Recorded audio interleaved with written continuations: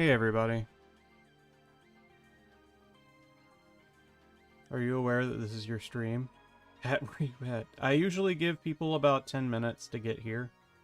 It's not strange. I usually give people about 10 minutes, say starting soon and all that kind of stuff, because some people are are doing stuff, they're in the middle of something before a stream starts and they get the alert and they're like, oh, Patrick's streaming, and then they'll be like, oh, I need to wrap this up. But I just try my best to make sure that I'm not doing it without giving anybody any, free, heads up,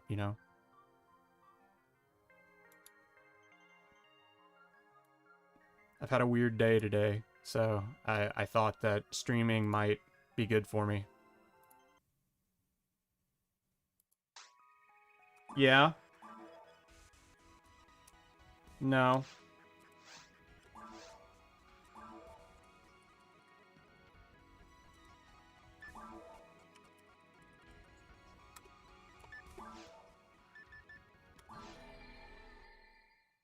How are you doing, man? Well, I've had a strange day. If you're in the Discord, you probably figured it out. I'm streaming. I'm streaming, Des. I'm streaming. Oh, okay. So I had a really weird dream last night. I had a dream that I'm gonna shut the door. I had a oh my god, I just knocked something over. I had a dream that Kira got more sick, sick enough to where it completely was life ruining, I don't think there was anything specific that the dream was oh, she got sick with this or sick with this, but I had a dream she got really sick, and then she was so sick that I had a heart attack. So there's that. And that was really stressful, and I woke up sweating really bad and just upset and having a bad time. A lot of my dreams, I don't know if I've ever talked about this on stream or in anything that I've ever made or live to friends or whatever, but my dreams, I have really special dreams in a lot of ways. My dreams are generally very realistic and not funny or silly. They're usually about something that's very down to earth or very something that could actually happen. So they double as being very realistic and very disturbing a lot of the time because of that. And my dreams usually last for a very long time, in that I don't so my dreams, I can have a dream and then dream an entire year's worth of my life or something, or something like that, and it's very upsetting to have dreams where you'll spend 10 years of your life and something I'll spend a 10-year segment of my life with Kira being really sick and stuff, and it's really stressful, and I can remember all the intricate details and stuff like that. And it's not like a movie where it's oh, we kick into overdrive and we go to we kick into overdrive and then the year passes by. Junji Ito disease, is that a thing? It's there's not a montage and then 5 years go by. It's oh, I just spent a really long time in my dream, the brain's doing some extreme post-processing to show me a movie really fast. Would I rather not dream at all? Probably. Dreaming is really scary a lot of the times for me, or really stressful. But I've only met one person who was like that, and it's Aaron, who's been on the podcast. He dreams like that too. He'll dream like 2-year to 3-year segments of his life, and so his dreams are also really stressful. I thought, as far as I knew, I was the only one. Anyways, so I dreamed I had a really long scenario in my life where Kira was really sick, and I ended up having a heart attack from that. And then I woke up and I was sweating, and I was just upset, and because I couldn't, you know, when you wake up, you can't really tell the difference between like your dream and reality or anything. And then I woke up and I was really upset, and then I went and I posted on 4chan about Kentaro Miura's dying, and then I started crying while I was posting it, and that became part of the post too. I was like, oh Jesus, apparently I needed to post this for me, you know, not for anybody else. I was just asking people how were they holding up since he died, and then I started crying, and I'm talking like sniveling, like had to go get some tissues, crying, and blow my nose and everything. And I woke up Kira crying, I'm pretty sure. And she was like, what are you doing? Are you okay? And I was like, yeah, I'm just upset over Kentaro Miura dying. And so I was like, man, I've had a really stressful and awful morning. So I decided to get high. So I got kind of high. I took some kratom and got high to calm myself down, and now I'm just kind of high and trying to get rid of the upsetness that's part of my life. Crying makes you feel better, definitely. I definitely feel better after I cried. Of course, I posted all this on 4chan, so I got called a faggot immediately. But, I mean, there's nothing I can do about that. Defense material. You know what? We might actually start using these traps, since I'm playing on hard now.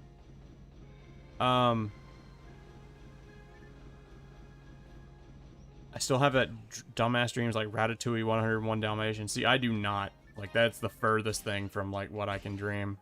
I'll dream, like, I get in a car crash, or, you know, it's like a very realistic car crash, and I'll be stuck in a hospital bed or something.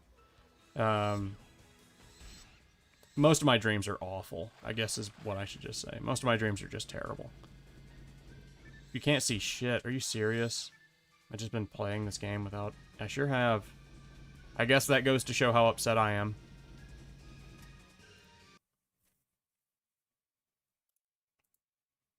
Hold on, let's fix that, shall we? My dumb ass. Oh, there we go.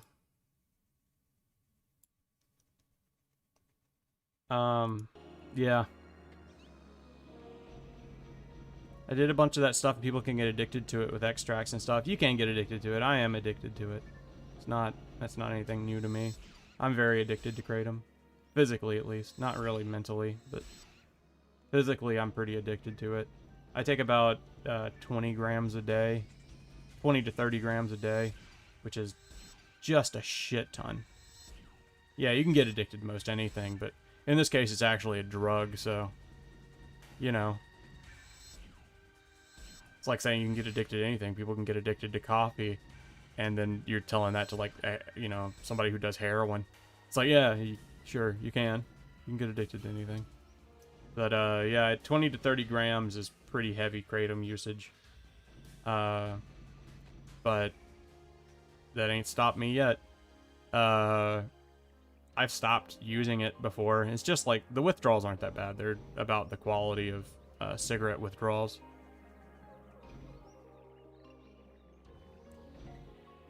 $10 in the morning and 6 at night. I do generally around 12 to 10 in the morning. I got some cross armor.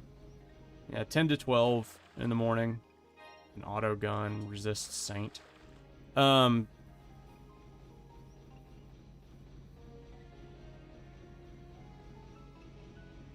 was I saying?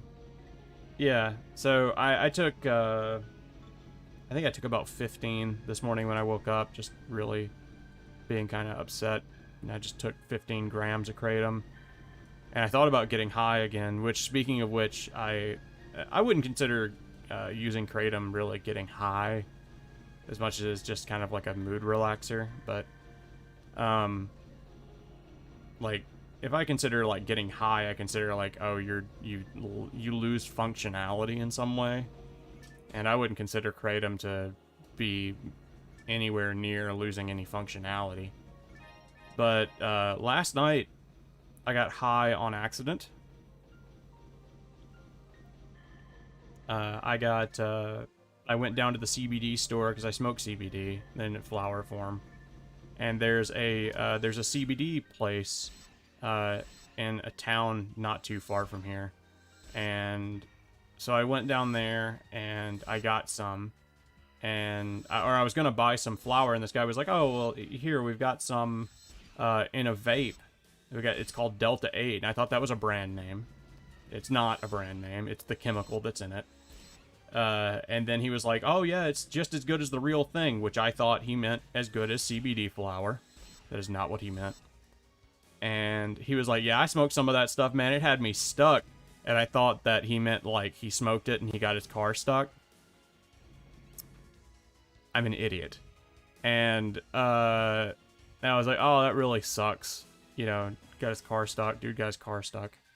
And I don't remember. He said a whole bunch of other shit like that, where it was like very obvious he was trying to tell me that it will get you high just like weed gets you high. And I did some, and I couldn't really move or do anything. And I was like, okay, cool, whatever. And so I bought that Delta 8. I bought one for me and one for Reed, because I was like, oh, Reed's been wanting to try CBD, and he hasn't been able to, but this is in a vape form, and Reed vapes, he just doesn't like to smoke. So he was like, hey, do you guys mind trying that before you leave, just to make sure that it works? You know, I've had 2 that I sold today that didn't work. And I was like, oh, well, that's understandable. Well, surely it won't get me high if he's asking me to use it before I leave the establishment. Yeah, I remember Spice. But, so, I'm like, yeah, sure, I don't mind. So I smoke a little bit of it, and I cough my fucking lungs out. And I was like, Jesus, I thought this would be, you know, smoother since it's a vape. Because I was comparing it to regular CBD flower. And, you know, I asked him how much THC did it have in it. And he said 8%. And I was like, oh, 8%. He means 0.8%. That was another thing that I didn't understand about what he was saying and completely misunderstood. And no, he meant 8% of Delta 8 THC, which is a type of THC, Delta 9 THC being the regular THC that's in weed. So, I smoke it like I take like 3 or 4 drags before I leave. Being like, oh, you know, this tastes good. Tastes like not bubble gum, blueberries. Because I bought the blueberry flavor. And Reed takes some of his.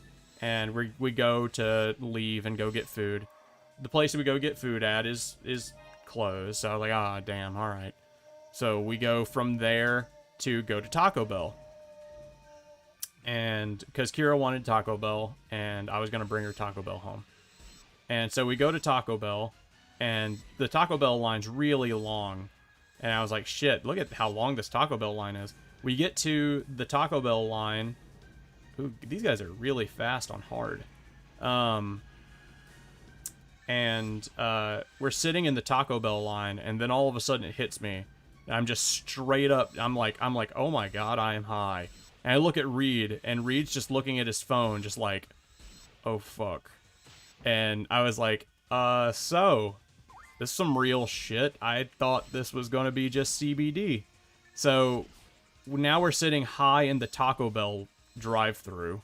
And I was like, isn't this some fucking, like, generic-ass shit? And yeah. So I drive all the way home, high as fuck. And I get home and I'm like, Kira, you ain't gonna believe what happened to me. Got my ass high on accident. Just going to town trying to get Taco Bell because I'm a fucking idiot. And Kira laughed and thought it was really funny. Yeah, it's, Go to White Castle or whatever the fuck the name of that movie is. Uh, but yeah, I was like, oh, fuck. And then I was high for the rest of the night. I was kind of upset because I was like, okay, well, I have basically locked in what I am what I'm able to do for the rest of the night, which is nothing because I'm blazed out of my fucking mind. And it also turns out it'll make you fail drug tests. So that's fun too. But, so I'm just sitting there high as shit, on accident for the rest of the night.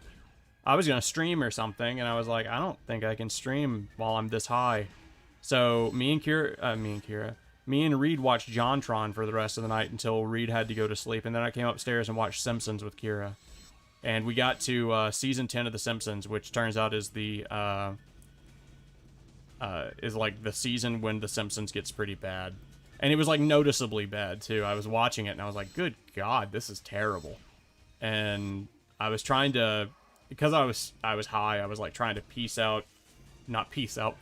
together why it was so bad. And I realized that it was like, oh, well, they're not focusing on like the townspeople at all anymore. Like they're not like, there's not an episode of, oh, what if Mo gets a girlfriend or something, you know, that's not what the show is about anymore. It's about what is the wackiest thing we can get Homer to do. And that's never been the show's strong suit. That the show was always good at something happens around Homer and then Homer reacts to it, not what is the craziest thing Homer himself can do. Like the episode with the gay guy, that was Marge gets a friend and then it turns out to be gay and then Homer reacts. Not that, like, the new format wouldn't be that. It would instead be like Homer gets injected with a vaccine that makes him gay, you know? That would be the new format for that. That would be what they would do. And it feels like Family Guy in season 10. And I was just like, Jesus, this is really bad.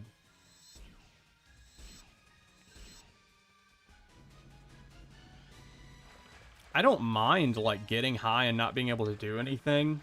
Like, it's just, I mind it if that was not my intention for the night. Like, if I get high, I don't really like getting high in the first place because it makes me freak out. But, like, Jesus. I didn't expect, like, stuck in the couch indica high.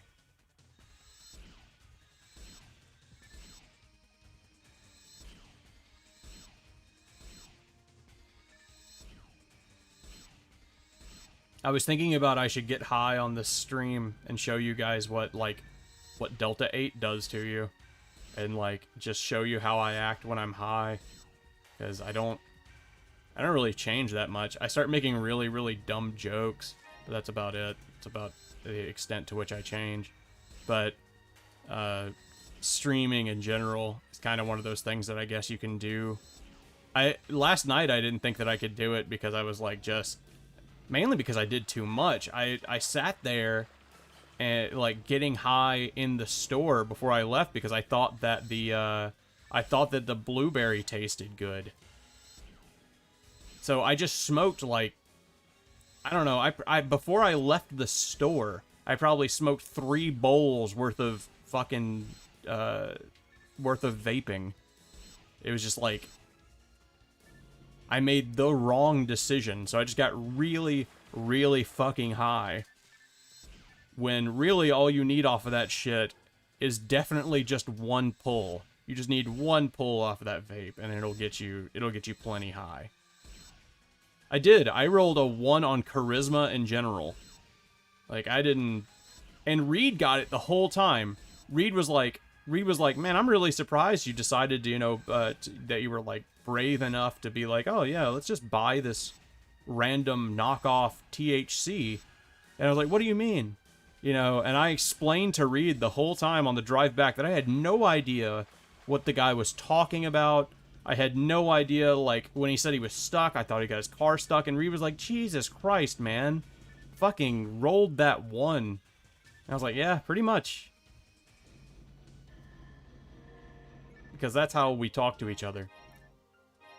Legitimately how we talk to each other. I guess rolling a 1 is really fucking dumb and we don't do it that much because that's like Reddit shit where it's like, oh wow, he rolled a 1 on his perception check, and that's really cringy. But like, if it's applicable enough, then it'll be like, yeah, fucking rolled a goddamn 1. Like, actually realistic rolling a 1. Instead of, like, you tried juggling something and you dropped it, and then it'll be like, oh, he rolled a 1 on his juggling check. And I'm like, no, that dropping it would be like rolling a 5. Rolling a 1 is like crash and burn failure. Which is definitely what I did in this transaction. Also, we don't do, like, rolling 1s because we don't really play D&D that much. Like, we usually say, like, wits or something. We usually do it in GURPS terms because we play GURPS a lot more than we play Dungeons & Dragons. My Yugi friendship just started a D&D campaign and we're complete noobs. Jesus Christ, you're probably cringy as fuck. If you tell me about your, like, new D&D playing shit, that's something, like, I can actually get that will actually make me cringe, and I actually, like, will... I will, like... That actually gets me angry. Because I love D&D so much, and God, I hate, like, hearing cringy, like, people sitting in a corner of the bar minding their own business, being fucking edgy McCool characters. Like, shit like that. Oh my God. There is nothing that fucking disturbs me more and can actually get me mad.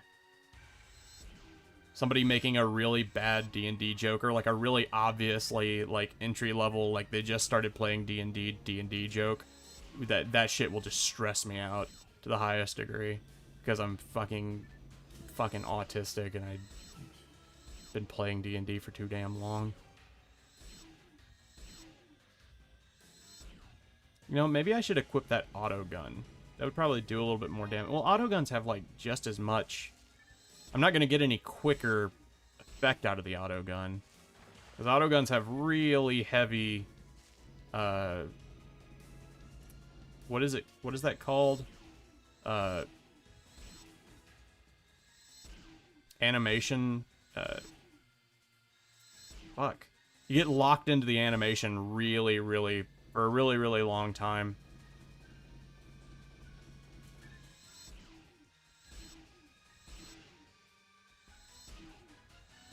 Also, I like your Yugi friend group, which didn't, to me, mean your friends that you play Yu-Gi-Oh! With. In my mind, I was like, my Yugi friend group, and I was like, oh, he means, like, the people that you put your hands in a circle, and then you draw a smiley face on all of your hands, like people that you're really close to. Because, like, or just a group of friends who are as close as the characters in Yu-Gi-Oh! Because I'm a fucking idiot. I just realized you meant, like, people who play Yu-Gi-Oh! It's both, okay? It's definitely experience. Good old GURPS. Yes, good old GURPS. I definitely like GURPS better than most other things. I kind of like, I've been reading Powered by the Apocalypse stuff, too, and I really like that as well. Okay, so we just got, like, the starter pack, and we basically skipped the first mission because we didn't want to continue investigating. Strip skipped the entire first campaign. Jesus Christ, man. I mean, that's got to be hell for your DM. Your DM probably really upset. Just, like, didn't give a shit about his plot hook. Got bored and decided to do something else. Really, that can be really upsetting for DMs. I think most people would consider that, most D&D players are, would consider that, like, really disrespectful, gaming. And, like, something you definitely shouldn't do. No matter how much you're having a bad time, don't, disengage the plot hook. Try to make the plot hook more fun for you, instead of disengaging it.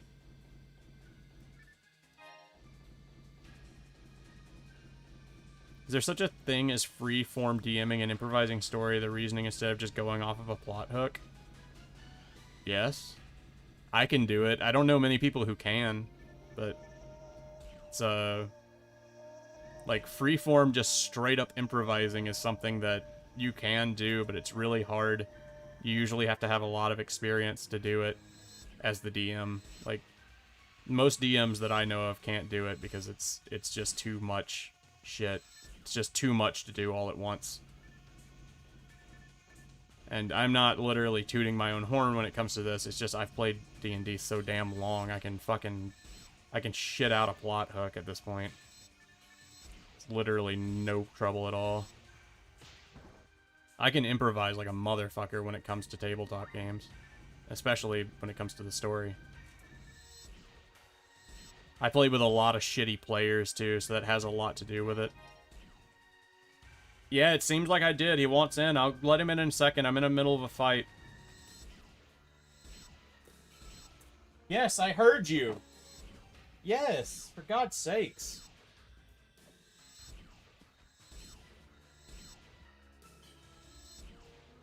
We had a job where we had to deliver a caravan, and there was a possibility to investigate a side path after a goblin attack, and we didn't because we wanted to get the job done. I mean, that's some people would say that that's a really a middle ground, but yeah, I would argue that that's definitely rude as far as like as far as player etiquette. If a plot hook is introduced to you in any way, or a thing is given to you where it's like, would you like to investigate this?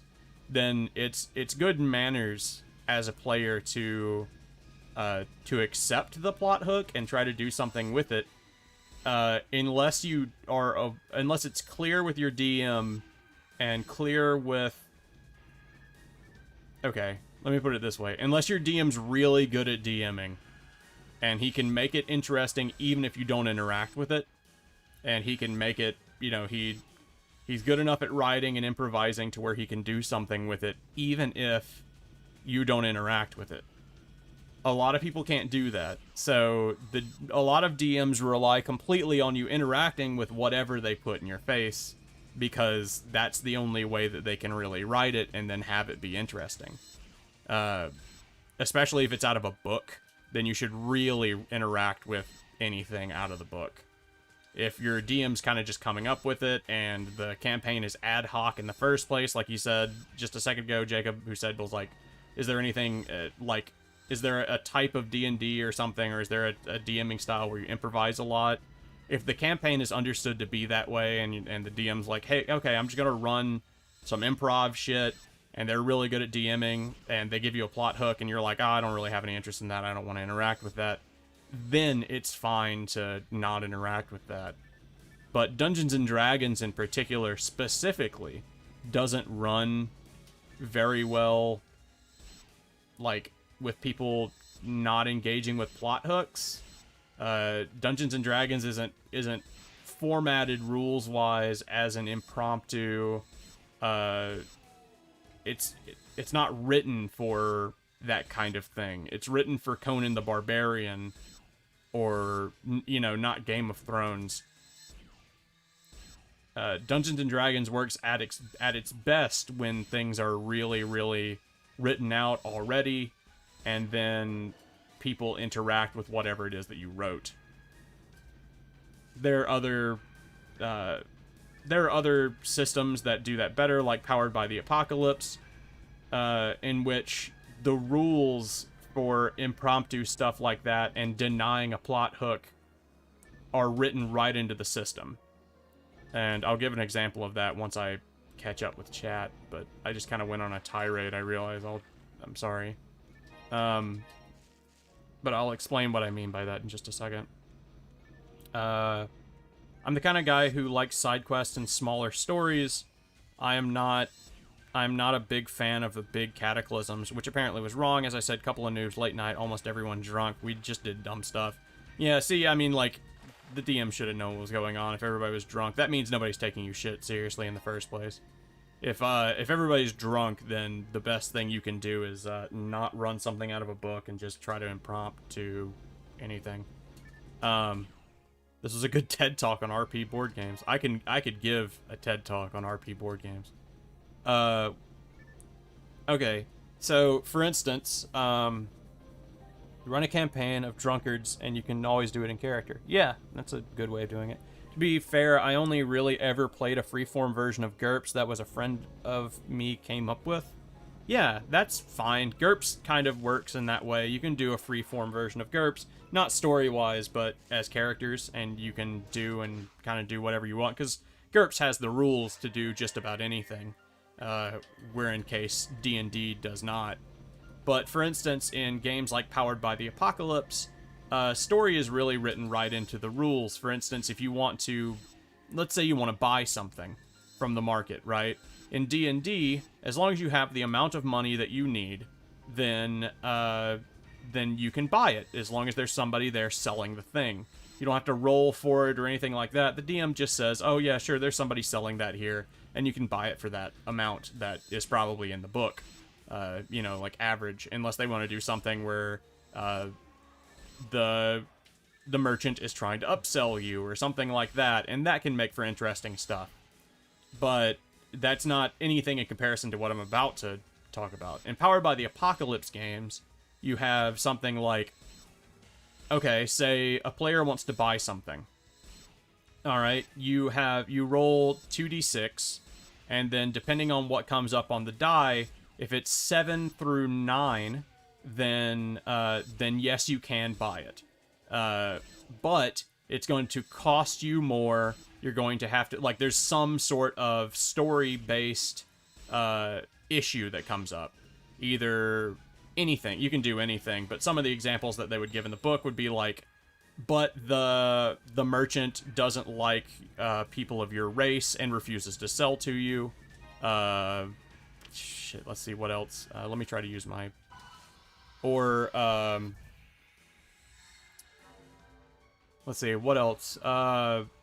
Or the merchant says he can give it to you, but you're gonna have to go do something first for him.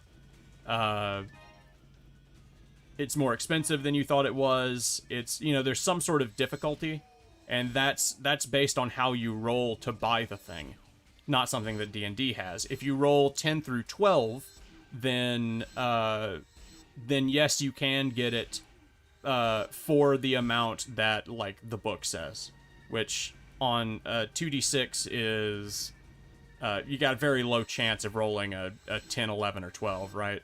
Because of the bell curve system.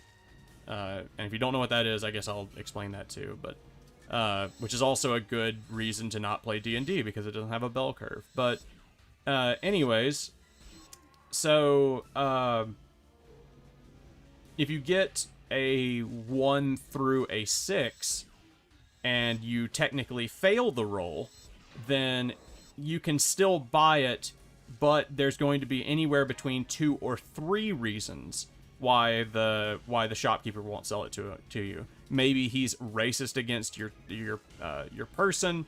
Maybe maybe he doesn't have it and it was stolen last night. Maybe it's, you know, he needs you to do something first before anything. So a plot hook is written into buying an object, which is not the case in the least for Dungeons and Dragons. So you got interesting stuff like that, where that's really not something that D&D does very well, but there are other systems that do, hey, you know, trying not to die, where it's like, hey, we need to do something impromptu to make the story, or make some interesting story happen. There's that's not something D&D does well, but there are systems that do it and have it literally written into the rules to where you kind of have to make a plot hook happen if somebody wants to buy something, or do hardly anything really. I need that shot again. It was a bad idea to equip that sniper rifle. First, GURPS game that my friends ever did was at an old friend in college's house, and my ex-boyfriend played a telepathic box of Crunch and Munch. So, yeah, you can kind of do whatever you want with GURPS. So, that was them like trying out how GURPS works and if you really can do anything that you want. Thank you for coming to my TED Talk on Dungeons & Dragons and RPGs in general. I'll be here all week. I know too much about this garbage. Fuck. The Pathfinder games we really played worked really well, but it was probably also because of the friend. Pathfinder isn't any different than Dungeons & Dragons except for a few things. The really big noticeable difference is that characters in general are a lot stronger as individuals in Pathfinder. In Dungeons & Dragons, at level 5, you are about the peak of what a normal commoner humanity individual can be. Like, unless the guy that you're... Oh my god, I'm stuck. I'm stuck? Okay. Unless the guy that you run into... You know, like, level 16 would be, like, somebody who guards the king. And level 5 would be, like, the strongest guy in any village, probably. He'll probably be level 5. So once you hit level 6, you are probably stronger than most people that are alive. Like, you are peak of humanity, really, really, really, really strong, and most of the stuff that's going to make up for that later, it's going to get really fantastical and, like, very, very magic-heavy stuff is going to happen past level 6. It's where everybody gets their really good spells. It's where magic starts kind of becoming really, really strong. In D&D, that's about the case. It's like, oh, well, you're level 6. You're pretty much a paragon of whatever it is that you're doing in some form or manner. I remember they used to have a description of the level gaps in a D&D book. I don't remember which one it was. I want to say it was Deities and Demigods in 3.5, but they explained that, like, level 1 through 5 is, like, normal human. Level 6 through 10 is heroic. Level 11 through 15 is something. And then level 15 through 20 is demigod or something like that. Because once you get to level 15 through 20, you're actually starting to... Like, your character should have some sway over the way the world works in some way. In Pathfinder, characters are just generally stronger, and the world is just a lot more magical from the get-go. So at level 3 in Pathfinder, you're about as powerful as you would be in level 6 in D&D. But the world is, in general, a lot more magical in the Pathfinder setting than it is in D&D. So that's not entirely accurate, because they're kind of an odd comparison. But yeah. What do I think about the Pathfinder game that Mandalore just reviewed? It looks boring. That would be my opinion of it. Kingmaker is what you're talking about. I own the Kingmaker book. It's in the other room. And I've got to tell you, holy shit, that book is written like garbage. The systems, and I don't know because I haven't played Kingmaker. But I assume, since it's a Pathfinder Kingmaker book, it's called Kingmaker, it's based off the Kingmaker book and the campaign that goes with Kingmaker, that it uses the same systems for dice rolling and determining things, the same way that Pathfinder would. And holy shit, I hate the rules for having a kingdom or having a city in Pathfinder. It's written like garbage. It's just terrible. It's just awful. I tried to use it, and I was just like, this is fucking horseshit. I tried to use it in one of the last few campaigns I ran. I ran a game in Pathfinder, and it was so poorly written and so poorly executed that I decided I'd never run another D20 system unless it was something really special about it. So now I don't run D&D anymore because it's so easily breakable, and just half the time the rules are written like garbage. Just in general, the books are generally written like garbage.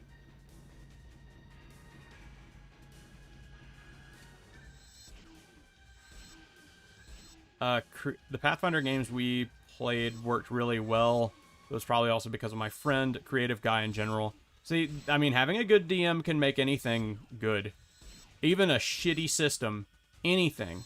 You can play Kill Puppies for Satan, which is an actual RPG, by the way, and have a, you know, an intricate and amazing plot line and a good time, by any standard, if the guy running it is... Actually, I don't know if Kill Puppies for Satan actually has a guy running it, but anything that has a dungeon master analog can be good if the dungeon master is good. It's just the way it works. It doesn't really have to do with how good the system is. Just somebody's good at telling stories, you're gonna have a good story. You were worthless in Pathfinder? What did you do in Pathfinder? What did you play? I should really go buy Monomates. I don't think that's part of any campaign. Oh yeah, we talked to Stones for like 2 hours in Pathfinder. You talk to Stones? What the fuck does that mean? The only thing I can think of when you say that you talk to Stones is like some lol so random Rawr XD situation where you talk to Stones because it was so epic, epic funny. Does this have a slot? No, neither of these have a slot. Okay.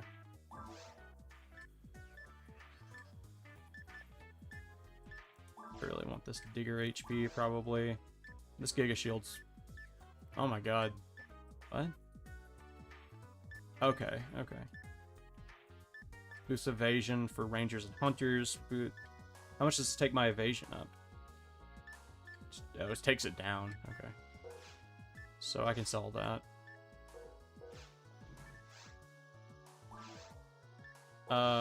They just had a lot to say, alright. The Stones had actual character. That's good. I mean, it sounds lol to random for me, but hey man, if it worked, then I mean, what am I gonna say? If it works, it works.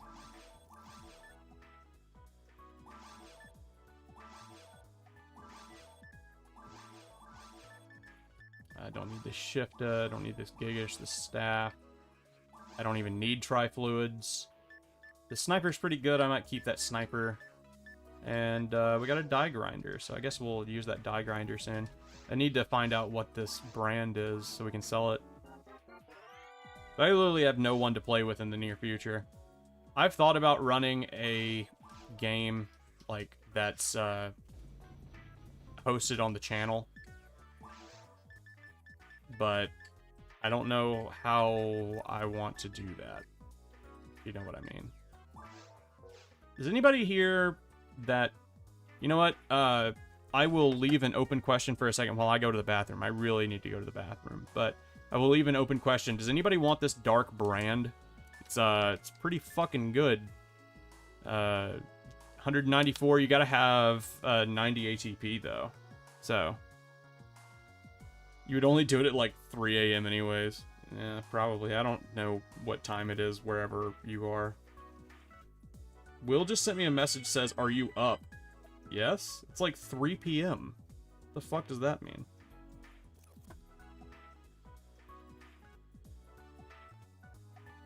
Anyways, I'm gonna go to the bathroom. I'll be right back. I'm gonna keep the music on though.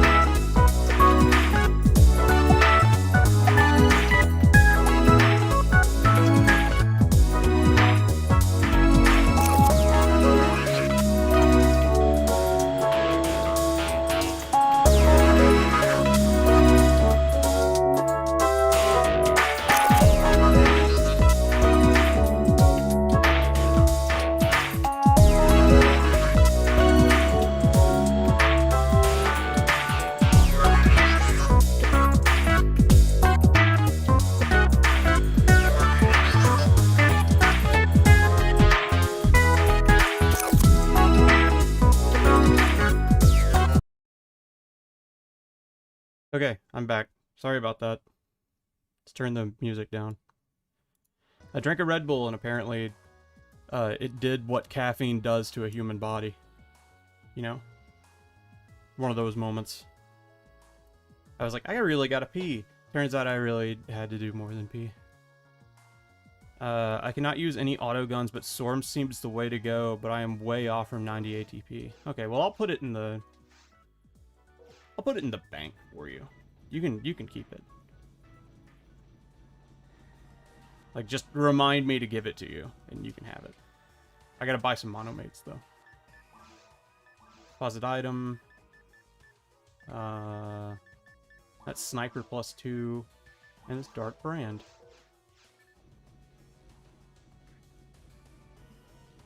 Admiral had to go. I'm sorry, Admiral. I'm sorry.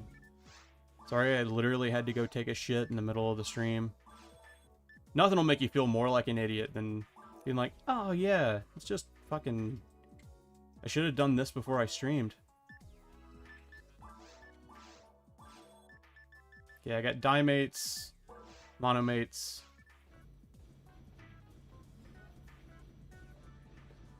Okay. I gotta go to the gym again tonight, man. I really want to go to the gym. Fuck, my brother brought his girlfriend over, even though apparently my parents made it clear that shit should not happen. Hey, man. One, let him do what he wants. Because I did the same thing as a kid. I brought... You guys want to hear... You guys want to hear how me and Kira started dating? It's a very stupid story. If it's not obvious, though, it's a lot like what your brother did. Okay, what do we got here? These are some rare drops. A solid frame and an assault 3.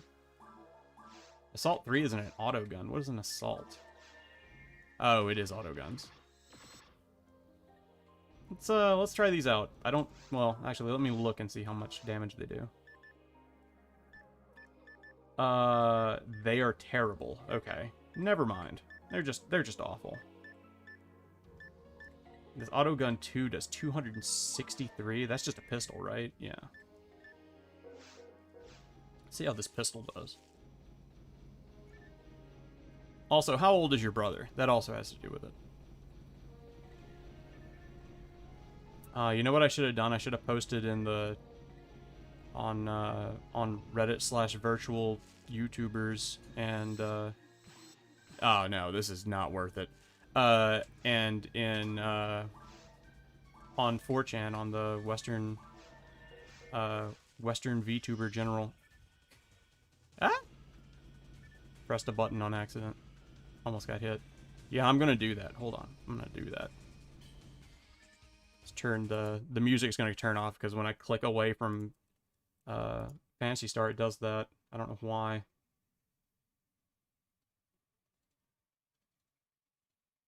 Okay. It's virtual YouTubers. Catalog. Western VTuber General. What do we post? Hey guys. I'll review anything here. I'm gonna play an old Dreamcast classic on stream right now. If you guys want to play, it's multiplayer. I'll put a link to the download in chat if someone asks. We can collab real quick, just like that. If you wanna come watch and hang out, here's the link.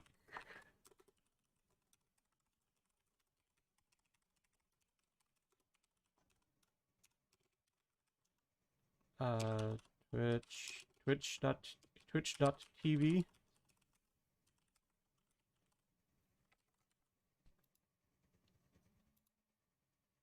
And I guess we'll post a picture of Wanny. What picture of Wanny do we have? Got, we have plenty of them.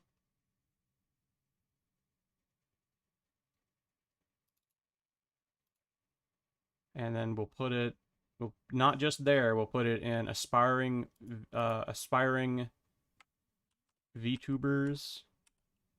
I think it's ASP. Yeah, ASP, aspiring VTubers and startups. And we'll put the same thing in there, but we'll have to wait a minute before we can do that, I believe. And then we'll put it on Reddit as well.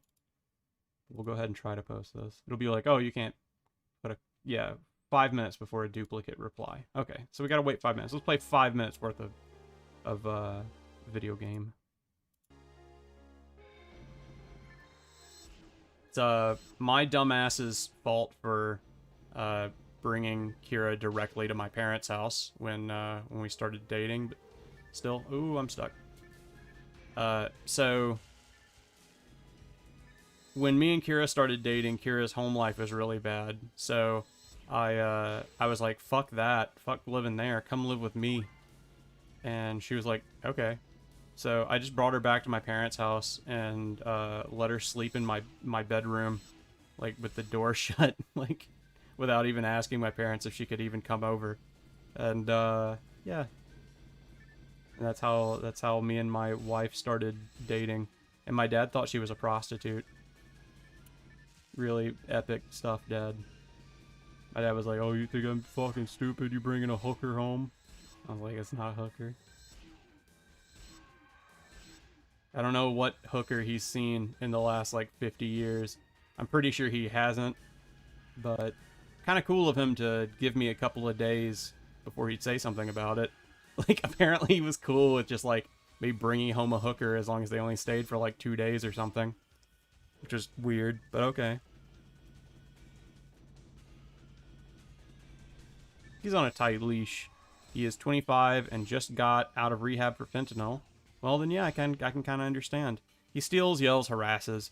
He seems different, but that is always the way he acts after getting out of rehab or getting clean. Everybody does, man. After getting clean, that's how everybody is. They seem different for a little while.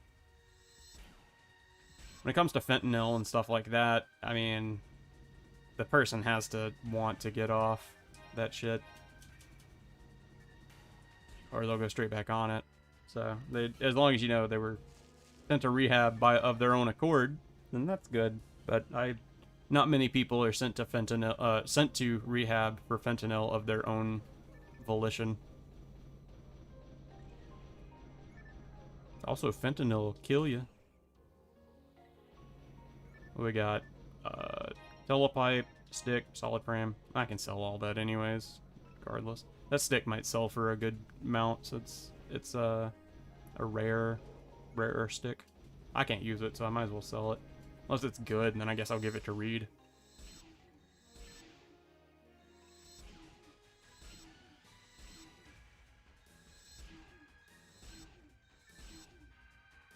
Oh, you guys get stuck on each other? That's kind of cute. Oh, that's not cute. He was slamming it, and I think he realized he was going to die from it. Yeah, probably. Shit'll kill you.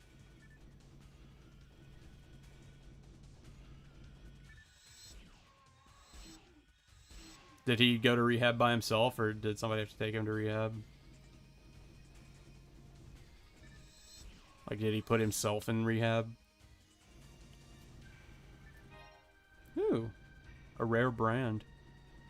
Not too rare, but be nice. It ain't Supreme or anything, you know.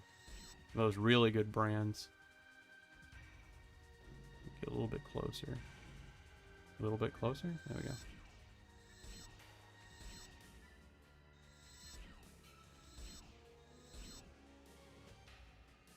I do not want to, like, approach them. I would much rather them approach me.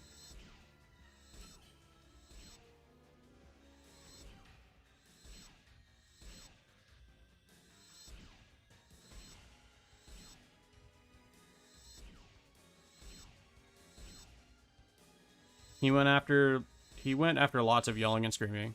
Basically, we stay at our family home for free, but we follow the rules. He was saying he would just kill himself if we kicked him out, and his options were leave because he cannot bring that here or go out on the street. Yeah. I know a lot of people who have been put in that exact situation. But complaining that you're gonna kill yourself if somebody kicks you out over drugs is always like a lie. Because if you were gonna kill yourself, then you wouldn't be using drugs. You kick me out, I'm gonna kill myself. No, you're not. You're just gonna do more fentanyl. You think I'm retarded? Well aware what you're gonna do if I kick you out. You're gonna get sad, and then you're gonna think about killing yourself, then you're gonna use fentanyl.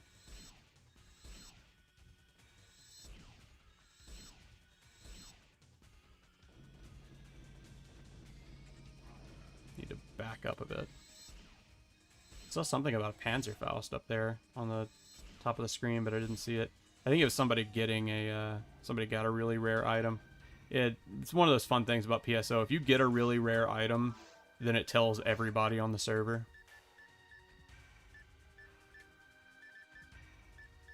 Oh my god, of course I put that thing in the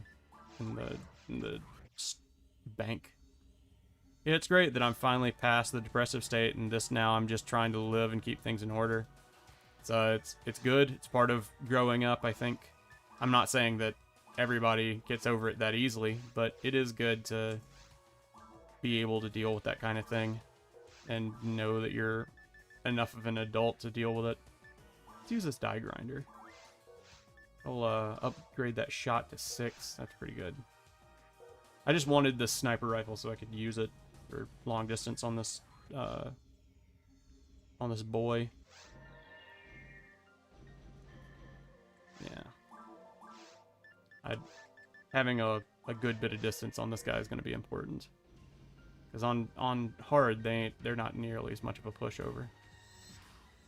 Shit. And he immediately made it not even his problem. Let's use the auto gun then. We're going full on up in each other's face. We might as well just use the pistol. Yeah, author has found a Panzerfaust. Okay, so they're doing something where people are getting rare items. Doing an event or something. Shit.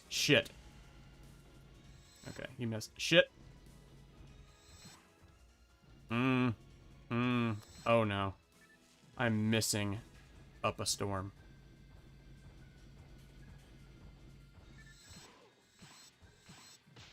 Oh god. Hits like a truck. Put down a...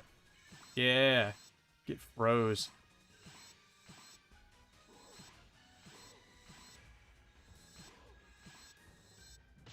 Put down another one. So useful against these things.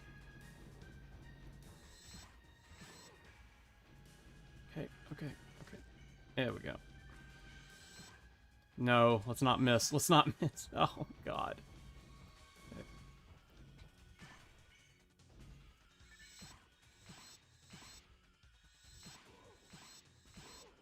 If Hildebears didn't hit like a truck, they wouldn't be nearly as much of a trouble. But God, do they hit hard. Okay, let's put the shot back on.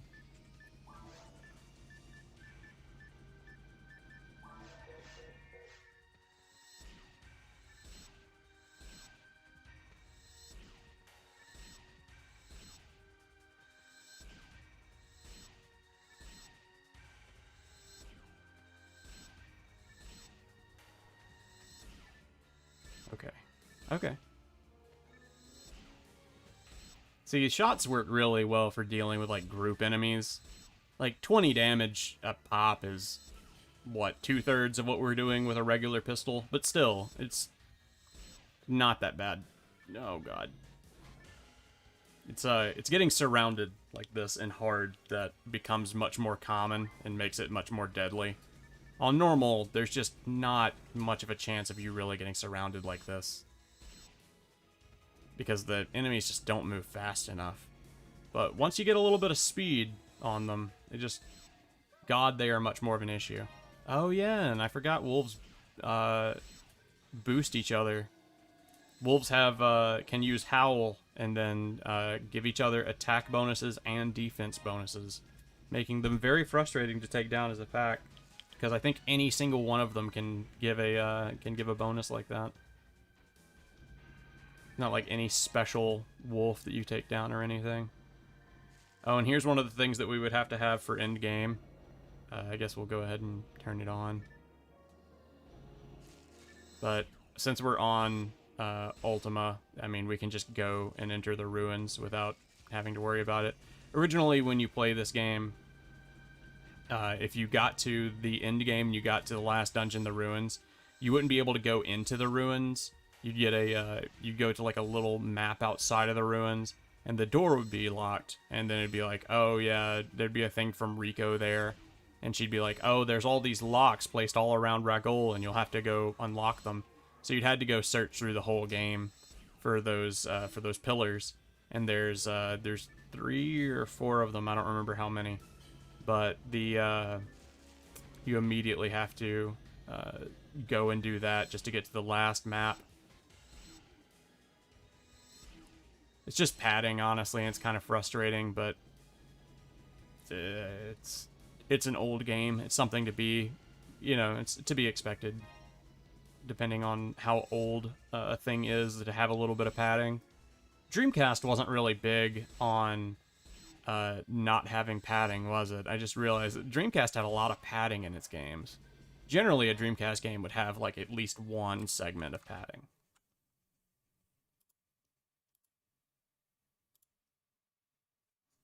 It has to have been 5 minutes by now. Yeah, it was. I try to think of PSO, Sonic Adventure. I feel like Sonic Adventure had a good amount of padding. Illbleed, definitely. It was such a weird time in game design for games on the Dreamcast. Like, games on the Dreamcast really do feel like special and like of their own time and like of a different caliber than other things. Just because, I don't know what it was. I guess it was just because so many publishers and so many developers were just getting into 3D for the first time. That has to be it. Like, people who were typically doing 3D on other consoles had at least been doing it for a little while by that point, because you had the N64. But the Dreamcast was really Sega's first foray into 3D, and God, the PS2 came out, that same year. So they were already doing it. What a weird time in video games. I guess we should just sit here and wait on these rappies to get up, because we can just shoot them and... Yeah, there we go. Get a little bit further away, maybe? What'd you drop, anyways? Cross armor. That's pretty good. We can sell it, at least.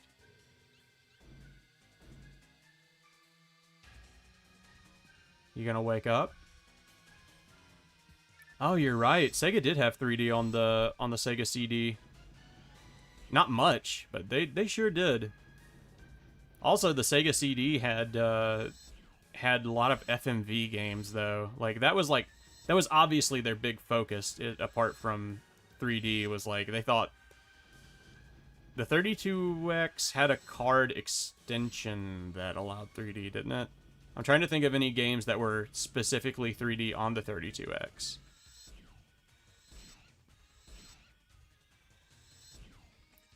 When I think of the Sega CD and the 32X, oh yeah, they had like Sonic Racers and stuff. And they had that Sonic fighting game. They had Virtual Fighter. So I guess the Dreamcast really was their second 3D like console. It's just that it was such early 3D and it was done so badly that I hardly even remember it as being 3D. Yeah, Virtual Racing, Virtual Fighter.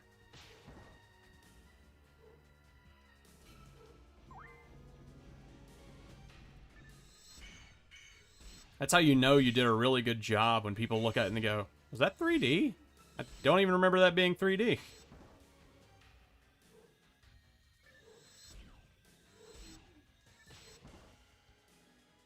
I'm getting just clobbered.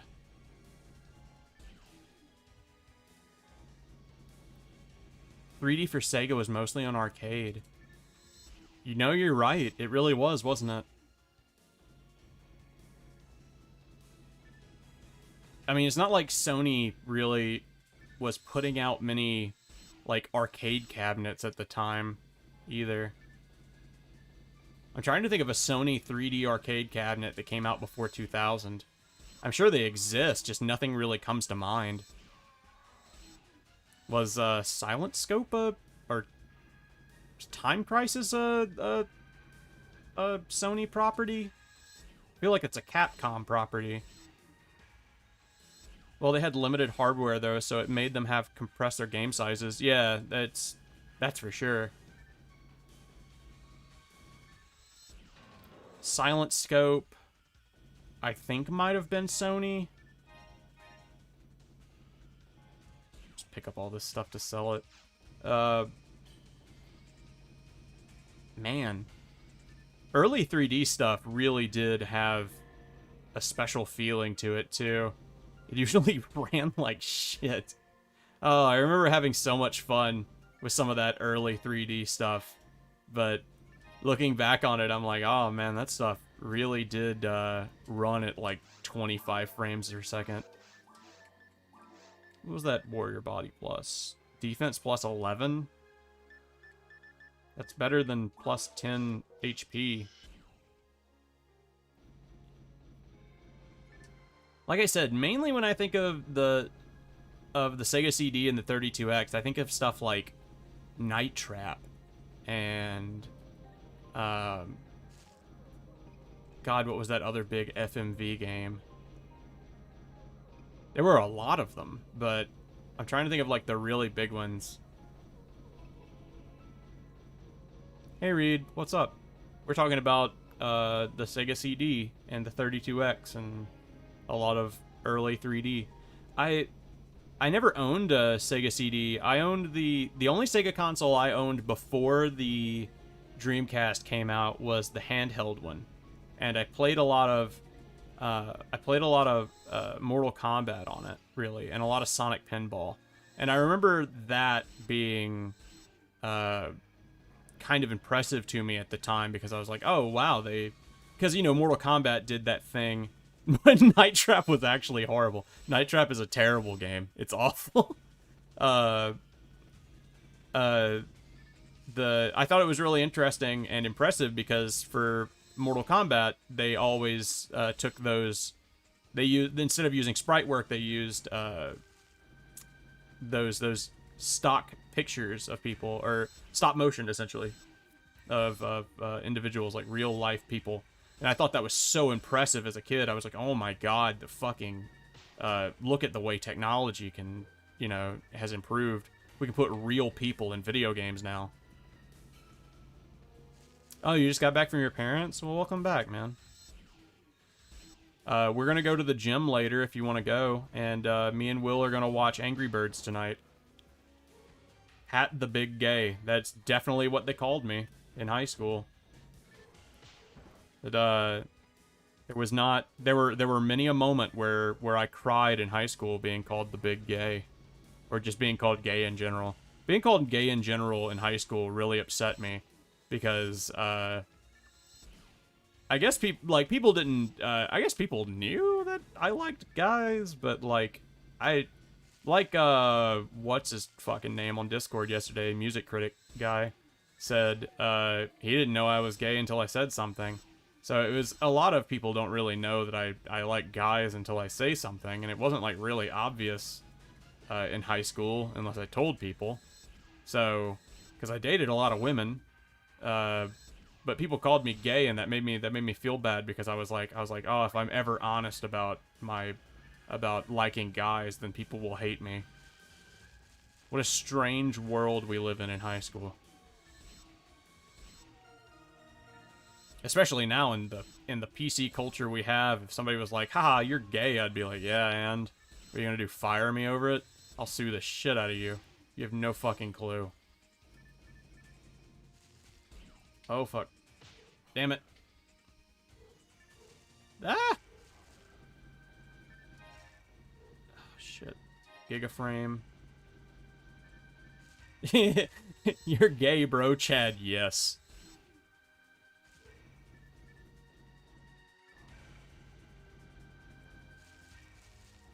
where I'm from, you know, I lived in Mississippi, so gay people were really ostracized in general just for being seen as generally anti-Christian, kind of, you know, against God. It's not what God wants, and like just generally sinners.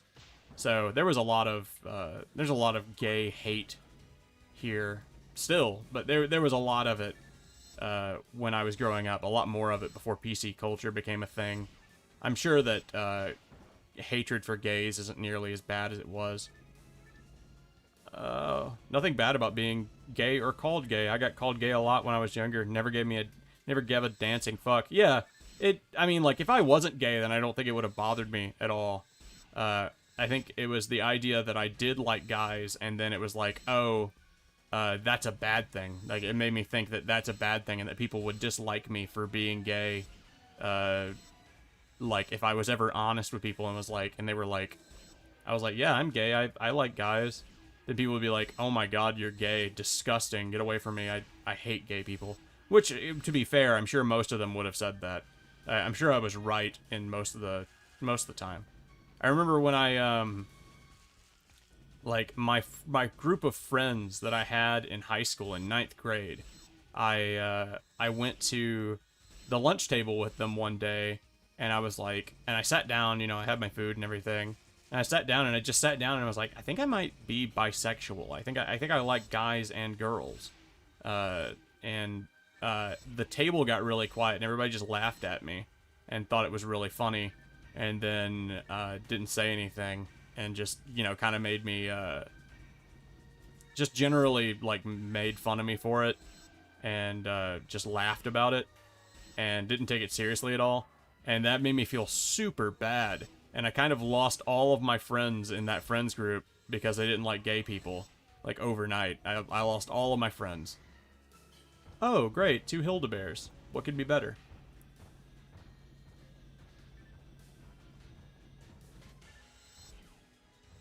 Oh god, I'm gonna get hit by that. Oh, okay.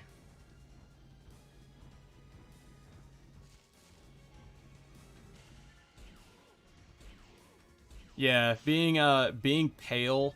I'm still really pale. I used to get a lot of shit for being pale. I used to get a lot of shit for being skinny. I used to get a lot of shit for having really hairy legs. I have really hairy legs and not really a lot of hair on the rest of my body. So my legs are really hairy, and people used to give me a lot of shit for that. I got made fun of every time I wore shorts, so I never wore shorts. What else? Another big thing people made fun of me for. Oh, I look really silly because I was really skinny and I was really lanky. I looked really silly when I ran, or you know, just in general, running, I looked really silly. So I got made fun of whenever I had to run to class or something. People would yell at me and tell me that I looked like a fucking idiot. They weren't really friends then. Yeah, I know. A lot of them I still know and still talk to, and a lot of them were like, yeah, when you told me that, I just didn't know what to do. So I just kind of laughed nervously, and then kind of went with whatever everybody else did at the time. So, like, at least 2 of them didn't actually care that I was gay. They just didn't really know how to react, and they were like, they were basically afraid of being ostracized by the rest of the group. So they just reacted with how the majority reacted. Shit. Oh, God. I am getting wrecked.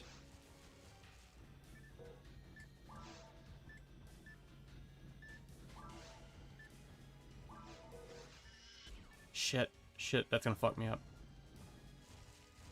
I had a friend who shaved his legs once and wore shorts, and he got shit for that. Kids are dumb, aren't they? Yeah, I joined the swim team just so I could shave my legs and not get made fun of for it. That was the only reason I joined the swim team. Is because I got made fun of for having hairy legs so much that I was like... And then I was like, I'll just shave my legs. And people were like, what, are you on the swim team? And I was like, you know what? I could be on the swim team. And then I'd have a reason to shave my legs, and then people wouldn't be able to make fun of me for it. For my, like, ugly, disgusting legs. And I was under the impression, as a child, or as a teenager, I guess, and as a child. But I was under the impression as a teenager the whole damn time that my legs were just the most disgusting fucking thing on the planet. Like, just because I didn't understand that kids will just kind of make fun of anything, and that, you know, they're just kind of looking for anything to make fun of, like, anything that sticks out, really. And there were really, really, like, popular kids who had hairy legs, and they didn't get made fun of for it. It was just that kids wanted to make fun of me because they wanted to make fun of me. I don't really know really much of a reason. There were tons of people that just hated me in high school. So, yeah, I got made fun of for that all the time. But God, ooh, is that a spread +2? That's better. That's exactly what we're using, but better, isn't it? It sure is. Hell yeah. Look at that. Doesn't have the draw effect, but still. I had a friend who yeah, teens are assholes, period. True. Like, that's weird because I wasn't really that... I was mean basically because I got made fun of, I guess. I don't know why I was really as mean as I was as a teenager. But I wasn't mean to other people at school. Like, I was really nice to other people at school. I always wanted to make friends and be everybody's friend. And I think that I got made fun of for that particularly. Like, I was really outgoing and really into being just about anybody's friend. And even if they were like a really, like, even like bottom of the barrel people when it comes to like popularity wise, I was always really fine with hanging out with them and talking to them and trying to be nice to them and give them, yeah, I mean, God, most of the time it was just pointers. I was trying to like be like, hey man, maybe if you didn't do this, then, you know, you wouldn't get shit on so much at school. Like, there was this kid who, and I'm going to take a small moment to tirade here. There was this kid that I went to school with who grew up, and the last time I saw him, he was the manager at a Wendy's in another town. And this kid got shit on because he was black, and he didn't talk like a black kid. He wore normal, like, adult clothes. His family was poor, so he mostly wore hand-me-downs. But, like, the clothes that he wore were nice, right? Like, he was wearing khakis and like a polo, which in high school you get made fun of for trying to wear nice clothing. So, he knew that people didn't like him. He didn't know why people didn't like him, but he knew that people didn't like him. And mainly he got made fun of for being a massive nerd, right? Like, he wasn't attractive looking. He had like a kind of an odd body shape. His ass was massive. The guy was shaped like a pear. So, and I was cool with him. I thought he was fine. I didn't understand really why people made fun of him or anything. I got why they made fun of him, because he was kind of so out of the loop with anything, and he was trying really hard to be anybody's friend and have any sort of companionship with any people, any friends, really. So he came off as really, really try-hard, which to me was fine because I was really fine with being friends with anybody. I didn't care if he was trying hard to be my friend. I was going to be his friend even if he didn't try hard.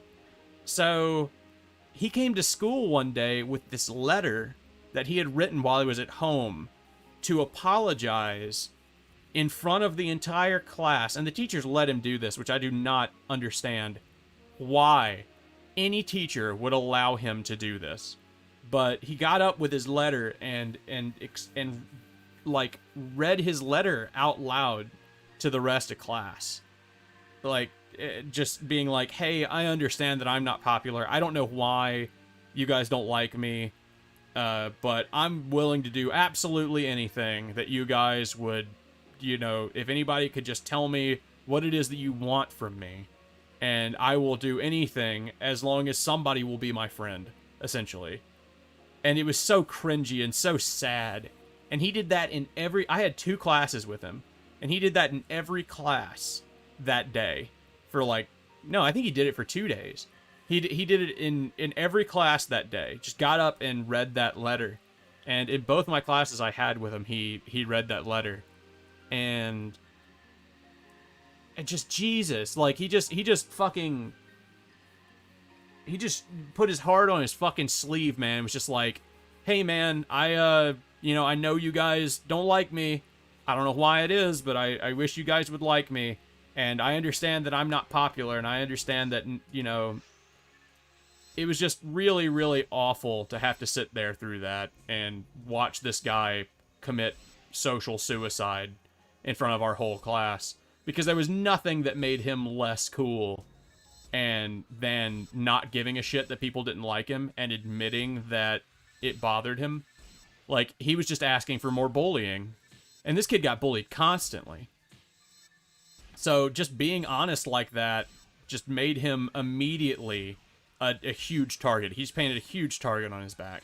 And I felt so bad that I was just sitting there the whole class just cringing, like, while he read that. I couldn't do it, man. I couldn't do it. I died.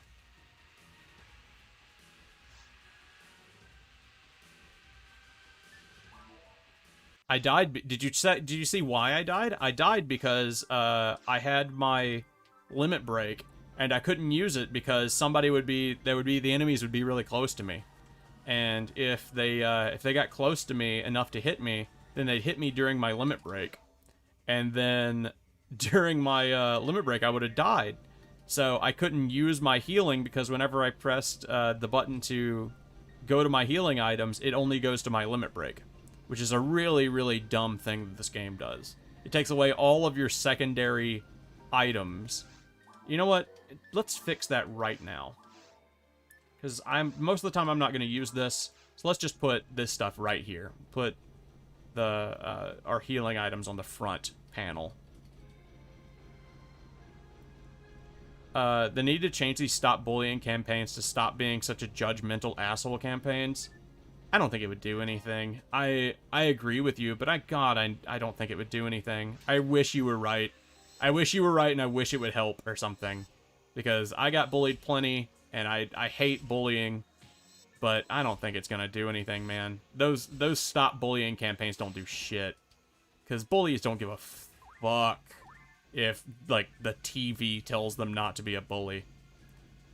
He is a brave fucker, and he is breaking the stupid idea, hiding his feelings. Yeah, I mean, like, I will not say that it wasn't brave. It was very brave. It was just also very stupid. Quick, I'll review anything tech support PSO. How do I bring up map? You press in the right stick, and then go to item pack, and then go to map. It's called area map, I think. Ow. See, it's right here. Item pack, area map.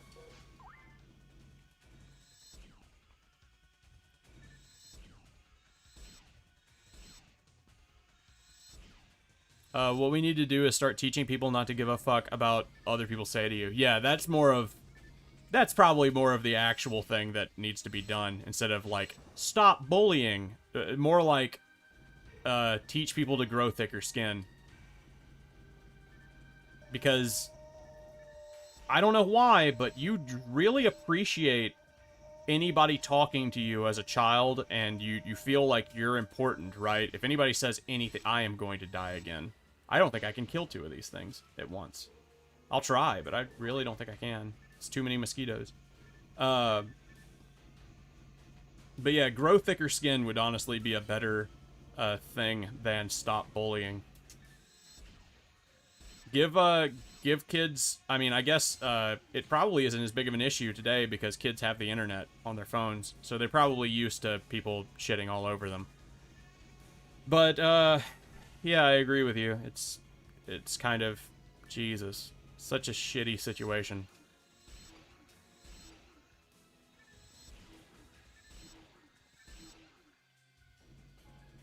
I definitely wasn't bottom of the ring when it came to, or bottom of the totem pole when it came to, popularity either. I was pretty damn popular. I was pretty much like a generic popular kid until middle school. Or not until middle school, until high school. Because in middle school, everybody loved me because my parents had a lot of money. And I could pay for whatever, and they could come over to my house and do whatever, and I had all the consoles and everything like that. And people fucking loved me because my parents were rich. And then when my parents went bankrupt, guess what? I wasn't nearly as popular anymore. So I didn't get nearly as good treatment. And going and being bankrupt, I also got really depressed because we were going bankrupt and my family was falling apart and shit was just going really bad in my life and my grandmother was dying and shit was just awful. So I had I got really depressed and emo and cringy, and at the time, being emo was really, really, really like the opposite of being a prep. And it was like there was this some idea in the community of like, oh well, if you're a popular kid, then you pick on the emo kids for being sad. You know, like it was really weird. Oh, I definitely would have gotten school shooter comments if like that was if that were a thing back when I was in high school. Can you hear Kira's alarm going off in the background behind me? It's very frustrating that she doesn't keep her phone with her at any given time and just lets it go off wherever. I might die. Like I said, I might die again. Oh my god, that is going to drive me nuts. I don't have any healing items. I'm completely out of healing items. She's not even asleep. She's awake. Her phone's just in here. I'm dead. Hold on.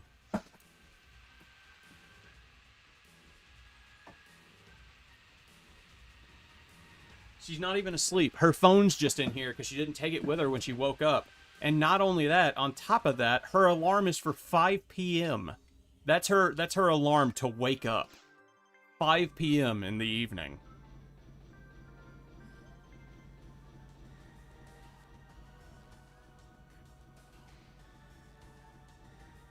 Dude, the school shooter comments would have been real for me as a kid. If that was like, if that were a thing that were big at the time, it would have been really big for me. Instead, I did the exact same thing you're talking about, but I got fucking, my inventory is full. Really? I got, oh, he's so edgy and he's like a vampire. I had girls literally wanted to hop on my fucking dick because I was Edward Cullen in their fantasies.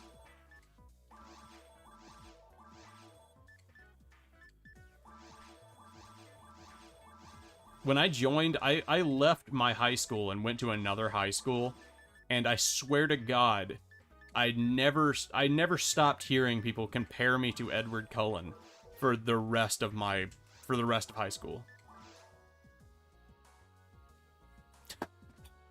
Kira, wake up, you sleepy bitch. There you go.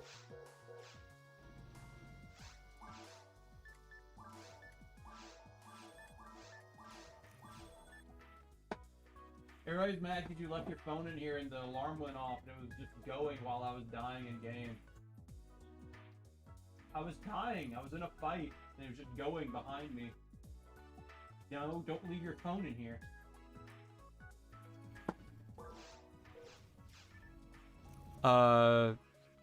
Yay, level 20. Nice. Roll the d20. What do we got? We got a 1. Oh my god, what is a 1?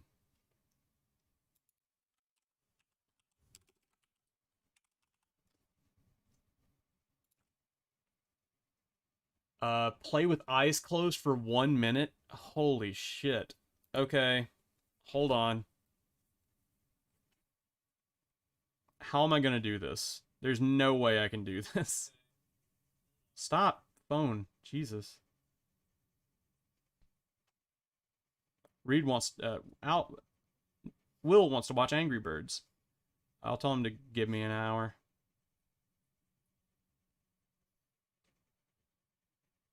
Okay. Now let me get my timer out. Did my phone just die? No, my screen just turned off even though I was using it. Okay. Let's get a timer out. And let's play with our eyes closed for a minute.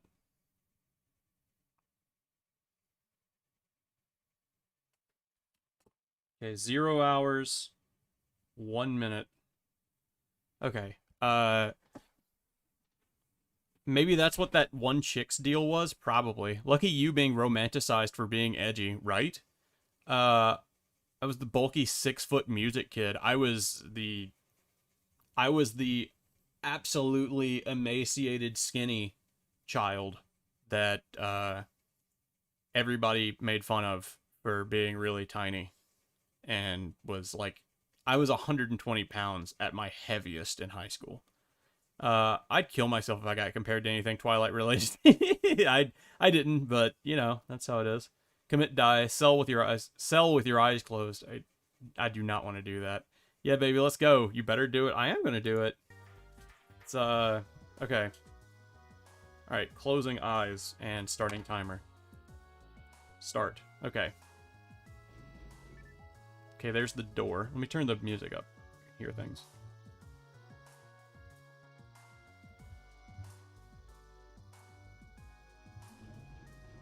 Wait, did I? Oh god. Oh god, am I still at the door? No way.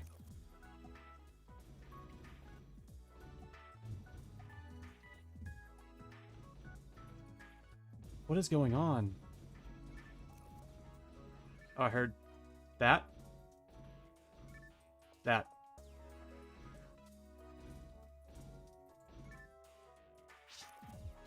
Oh, that's a merchant, isn't it? It's either the merchant or the bank. I took a telepipe here, didn't I?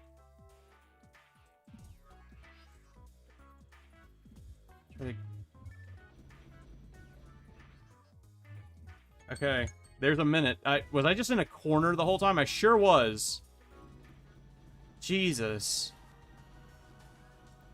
I was like, I didn't even get out of the merchant area, did I? I was like, I could tell. I was like, I'm not even getting out. Fucking idiot stuck in the corner. Yep. Did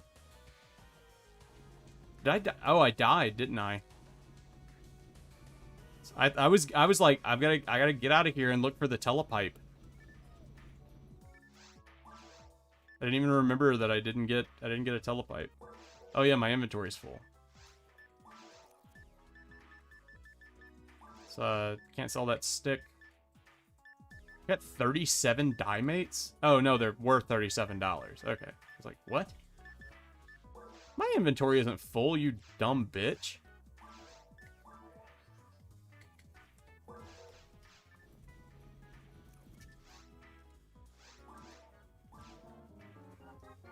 Let me put my glasses back on. I can't read chat.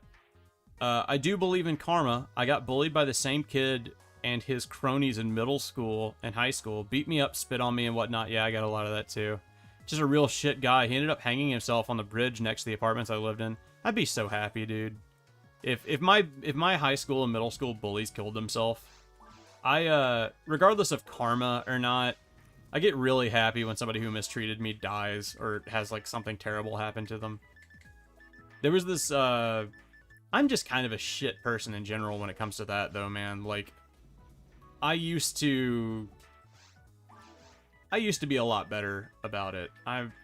Or a lot worse about it than I am now, but for instance, you want to hear something really shitty that I did that I can't explain, or that I can't explain why I don't care, or why it's so fine to me that this happened, and I can't really understand like why I'm okay with it. There was this girl in high school and middle school, right? And she wasn't mean to me or anything like that. She was very, very, very, very pretty. She was extremely pretty, to the point to where I completely envied her beauty. And I wanted to look like her. I wanted to look like her. I would have sold my soul to have her body for the rest of my life. Anyways, later on, while I was in college, she got I didn't even want to sleep with her either. I didn't want any of that. I was envious of her beauty. I wanted to have it. And later on in college, she got in a motorcycle accident where she was hanging out with her boyfriend, or some guy that was hitting on her or something, and he was going to give her a ride back to her house. And he was high or something, and he got in a motorcycle accident and she wasn't wearing a helmet. And it scarred her skin up really bad to the point to where she had to have surgery to get like her skin replaced on her face, and it made her a lot uglier, obviously.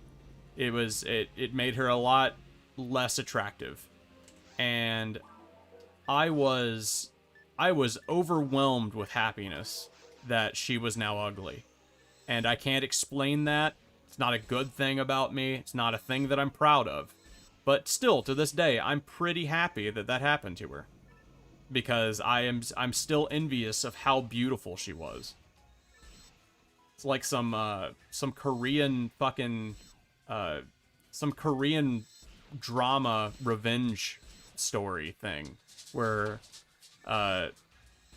one guy has an obsession and it ends up being the driving point of the story. Shit. Bro, right?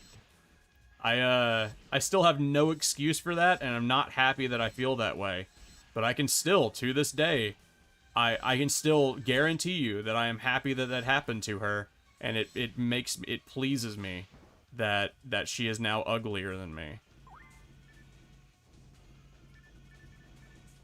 I told you that's some fucked up shit.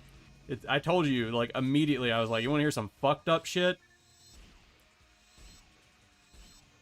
Because that probably ruined her life. It probably, like, she probably doesn't go, probably a day doesn't go by where she doesn't think about that and it doesn't make her upset and make her depressed. Probably not. It's beyond fucked up. Tell me about it.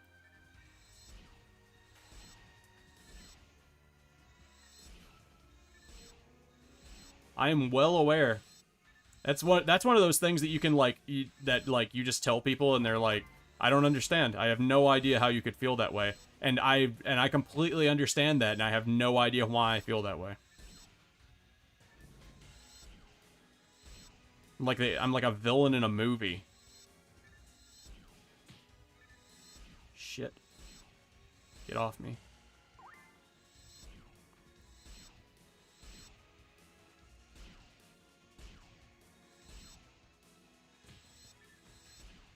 You seem like the twig beta in high school who became the ultra Chad. Yeah, I guess that's pretty accurate. I didn't really I wasn't really a twig beta. Oh my god, how many times is this gonna kill me?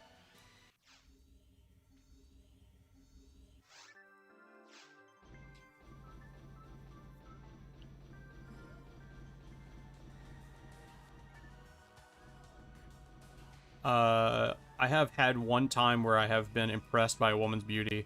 Light blue, almost white eyes, about 5'9", brown hair, straight, silky. She had perfect brown skin and was wonderful to look at. Yeah, that's basically how this girl was. Legitimately wonderful to look at. Like, it just would have been an amazing painting to have in any situation, just to have a painting of her.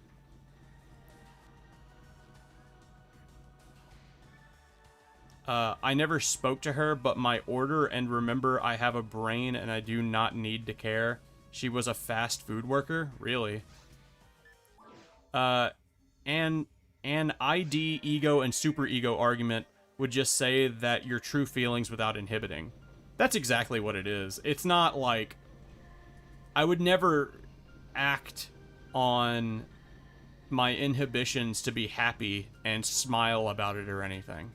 I would never say something to her face. I'd never hurt her feelings. She's not a bad person. She's not even somebody who deserves what happened to her. I would never, ever do anything to harm her. But on the inside, I know how I feel. And I know that it's wrong to feel that way. If you could have tits and a pussy for a day, would you? Absolutely. If I could have tits and a pussy for the rest of my life, I probably would. You missed the discussion yesterday where I was like, I thought about getting a sex change at 18, and the only reason I didn't was because Kira didn't want me to. It's legitimately the only reason that I am gendered male right now. It's because my wife didn't want me to get a sex change.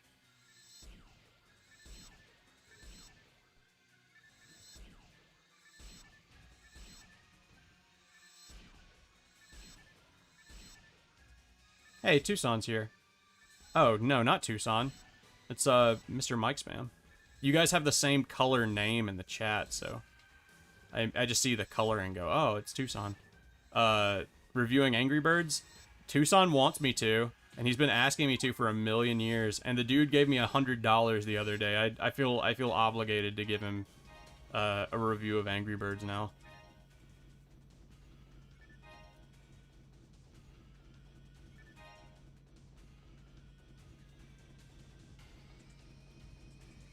Resist fire and a Dimate.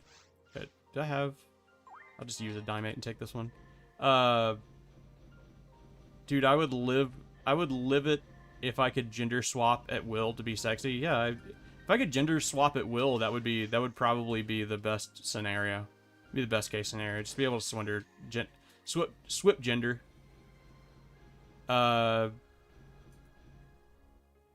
Just get tits then. I thought about just getting tits. I don't really want to get rid of my penis. Just because, and it's not because I'm like, oh, I want to keep my penis. It's just that those vaginas from sex changes don't have full functionality. So it's like, okay, well, you're gonna have several health problems related to your vagina not being able to, and I mean, like, I'm not even really sure I can call it a vagina. Your fake vagina not being able to lubricate itself and keep bacteria healthy inside of it. Essentially, what you have there is a wound that it doesn't heal, and I can't really say to myself, oh yeah, that's a good trade-off, you know?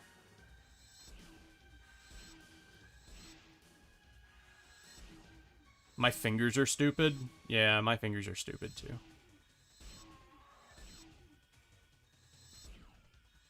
You hear how the implants are degrading and giving health problems? I've always wondered about that in the trans community. I wouldn't be surprised. If I had to guess, though, it would just be like, okay, well, open up the same wound that you made to give them tits and then put a new implant in. I would imagine that those don't last for forever. I would imagine you have to get it every, like, 15 years or something, right? IKEA vagina. Ranma in 1/2. Yeah, Ranma 1/2. If I could do the Ranma 1/2 thing, I'd be down with that. That'd be fine with me. That'd be perfectly acceptable. Just hot and cold water changes my gender. That'd be perfectly fine.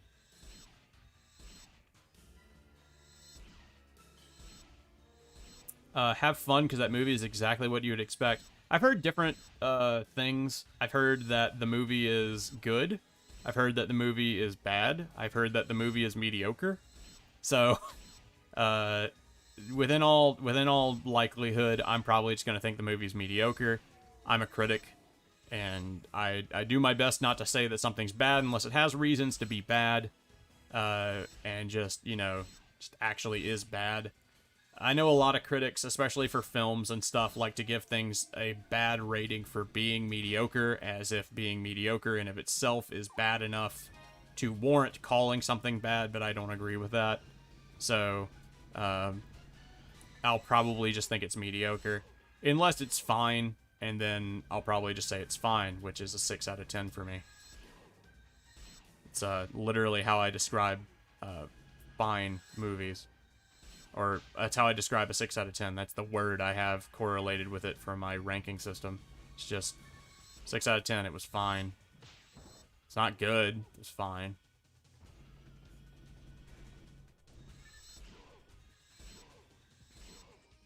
These Hildebears are giving me absolute hell, by the way. Angry Birds 10 out of 10. I'll be really surprised if I think it's a 10 out of 10. Because I wouldn't give... I feel like a lot of critics would also give something like Angry Birds a 10 out of 10 for being good.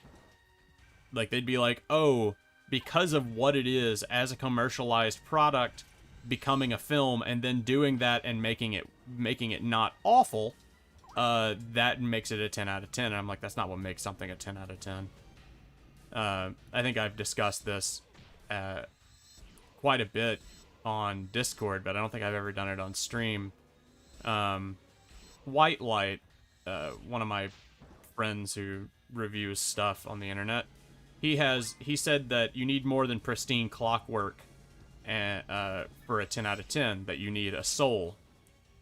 And that is a generally correct statement, but I think that I disagree, and that those are the only two criteria necessary. I think that something also needs to be innovative as well to be a 10 out of 10. Having pristine clockwork and having a soul will only get you so far. I think that there's plenty of stuff like that. I think that's a good criteria for a 9 out of 10. But for a 10 out of 10, something has to be particularly special, if that makes sense. And to be particularly special, it has to be innovative in some way that either I haven't seen it before, or I think that it will inspire other works. For instance, Berserk is a 10 out of 10, because it has pristine clockwork, a soul, and it's innovative to the point to where people were like, I'm going to give Cloud, my character in Final Fantasy VII, a Buster Sword. Used to have a movie review blog many moons ago. I have never done reviews outside of the channel that I have right now. Like Dark Souls, yeah. This honestly is my first foray into reviewing anything outside of just talking about stuff with my friends. And the reason I even started my channel and started a review channel in general was because my friends were like, you're such a critic, you should go ahead and just start a show critiquing things. It was, people, I guess in that case, it's also, my excuse for having a channel is my friends got so annoyed by me being like, no, that's not good, it has to have more than that to be good, that they were like, you should just start a channel where you do video essays about these conversations. Especially Kira and especially Reed, both of them were very supportive of the idea. Kira in particular was like, yeah, you're such a fucking critic. You're so hard on media that you should really just start a YouTube channel. For this fight, I think I'm gonna go get the sniper for this boss fight, because there's a lot of scenes, or a lot of moves that he does where he flies into the air, and I'd like to be able to shoot him from a distance. I hope you guys who have been watching this from the beginning...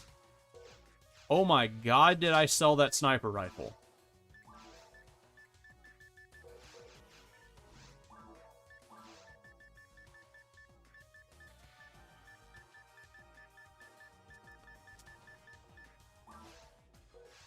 Sure did. Sure did. I sold that fucking sniper rifle.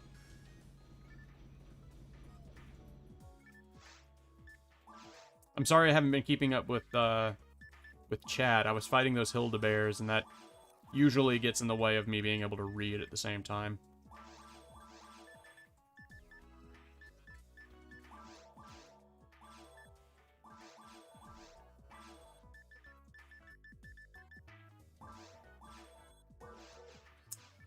Well, sir, do you sell a sniper rifle? No, of course not. Why would you? Holy shit, I'm pissed off. Alright. Gotta have lore for a mobile bird game, I guess. Yeah, I guess. I guess they just did it for the money, right? That's probably why they made the Angry Birds movie. Angry Birds is a kid's film, too. I would give it under a category, a 7 good for kids, bad for adults. See, I don't use that category. I don't think that a film should be categorized as good for some people or bad for some other people. When saying that something's a children's movie, I don't think that saying that something is intended for children or something like that is a good criteria for changing your rating on something, because I think that implies that you're giving children like a bad rap, like children aren't going to tell the difference between something being good or bad. As an adult, and especially as an adult, you should be able to look at children's media and then go, as a child, I would have liked this, or as an adult, I like this, and children would like this too, for these reasons. That's like saying that, I don't know, like, My Little Pony Friendship is Magic is like a famous example of this, where it's like, okay, children liked it and adults liked it. Well, you have to know why it was that adults liked it. And the reason that adults liked it was because the writing was decent and the art style was pretty to look at. So children will like it because the art style is pretty to look at and the writing is decent. Same reason. You know which movie sucks 10 cubic tons of dick? The Emoji Movie. You are correct. That movie was terrible. I think, I didn't do a review of the Emoji Movie, did I? I probably would have given the Emoji Movie like a 2 or something. Like, it was pretty bad. Like Dark Souls, Busta CJs, Bustas CJ, Bustas. I want a movie to test your morals. Check out Salo. It's really dossy. Send that to me on Discord, please, so that I don't forget it. Because I really like stuff that that makes you think ethically. That movie shouldn't exist. The guy who directed that movie got assassinated right after it was released. That does sound strange. Rip. It's sub pretty late. I sub pretty late. I'm not OG. If I should erase Salo from my brain and prevent from watching again, I'd do it. That sounds interesting. It's comparable to the Rape of China, except for the Rape of China was real. Okay. I've seen a lot of snuff films, so I don't know if Salo is going to bother me if that's what it is. Ever seen Vintage Point? Saw it at like 14, and I hated it so much. It's just the same 15 minutes for 1 hour and 30 minutes. Different perspectives. Vantage Point. Which one was Vantage Point? I feel like I know Vantage Point.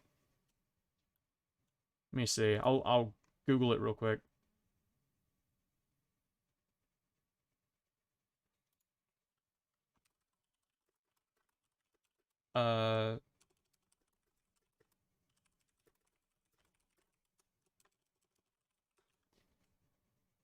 Somebody replied on 4chan and said something really nice. So that's isn't that new?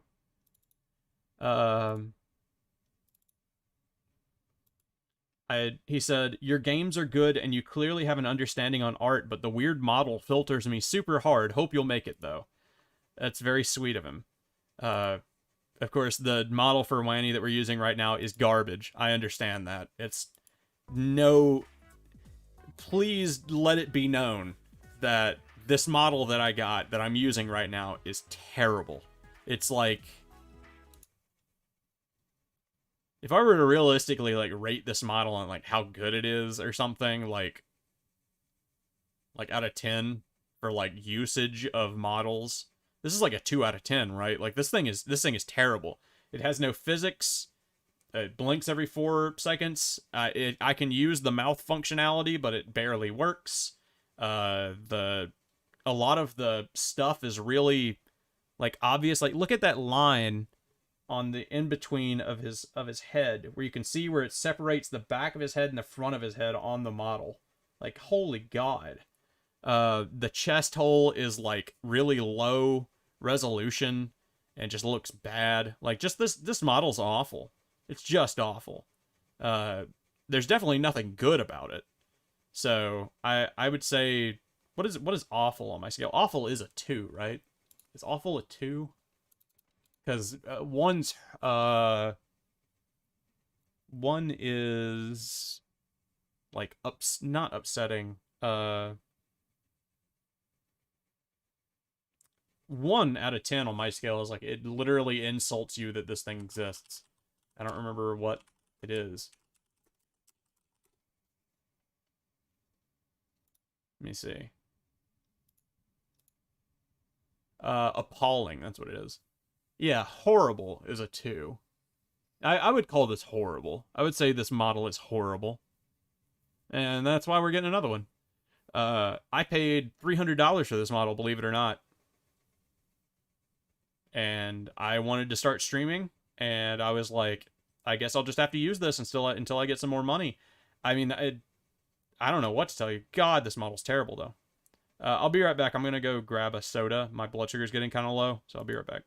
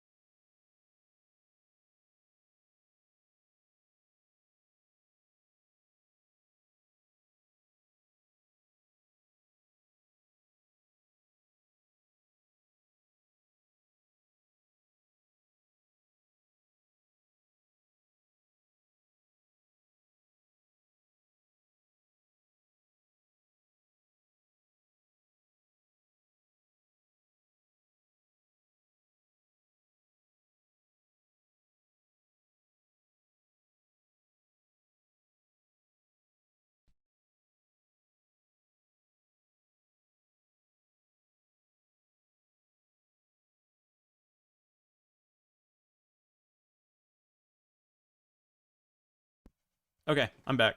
I just realized the music wasn't playing that whole time, but I did just go get a Dr. Pepper, so it's fine.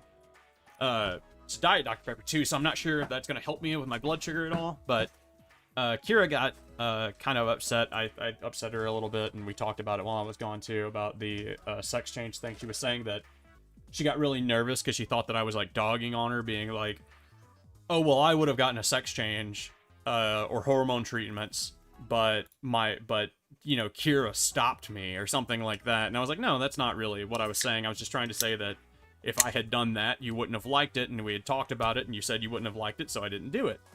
And she was like, "Oh, yeah, I guess that's true." So I want to reiterate, for anybody who thought that maybe that was what I was talking about, I'm not saying that that that was wrong or anything of her to not be into me getting a sex change. That'd be fucking ridiculous. She has her own attractions, so nothing there's nothing wrong with her having an opinion on what she would be attracted to, and me getting a sex change and then not being attracted to it. That is perfectly logical. It's just that is definitely the reason that I didn't get a sex change. That's definitely the reason I didn't start taking hormone treatments. I probably wouldn't have gotten a sex change fully. I probably would have gotten hormone treatments and maybe some breasts, but that's about it. Dim Slicer. I might have to buy a lock gun just for this.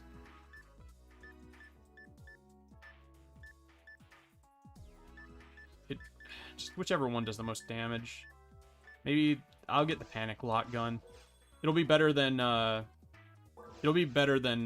using the spread. And I just won't sell this lock gun.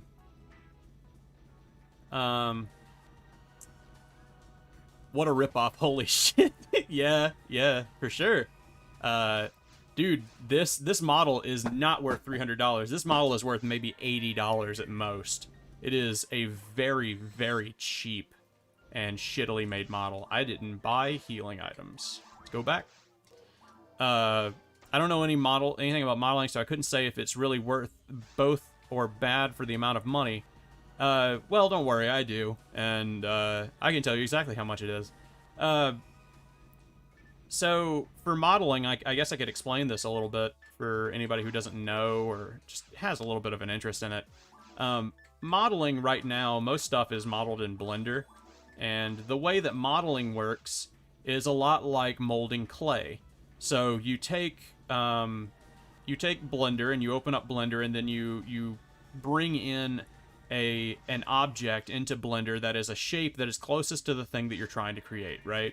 So you're like, all right, let's say for this guy, we'd probably make a rectangle or a cylinder, and we're gonna make parts of his body all at the time. But let's say we just want to make his torso and his legs, right? Or just his torso. If we're just doing his torso, we'd bring in a square, and then we would shave off parts of the square by applying pressure to it on a touchpad, or by using our mouse and then hovering over it in a 3D space. It's the same thing as molding clay and going over it with your thumb or something like that. Instead, you're just doing it with a mouse and a pen, or, you know, whatever it is you're going to do it with.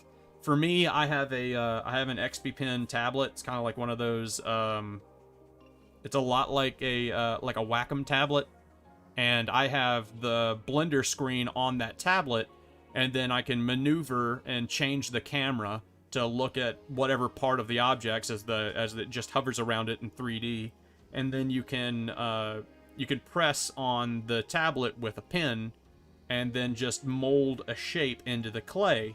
It's kind of like drawing, but it's just applying pressure and molding into a piece of clay and into an object, like you're drawing on it.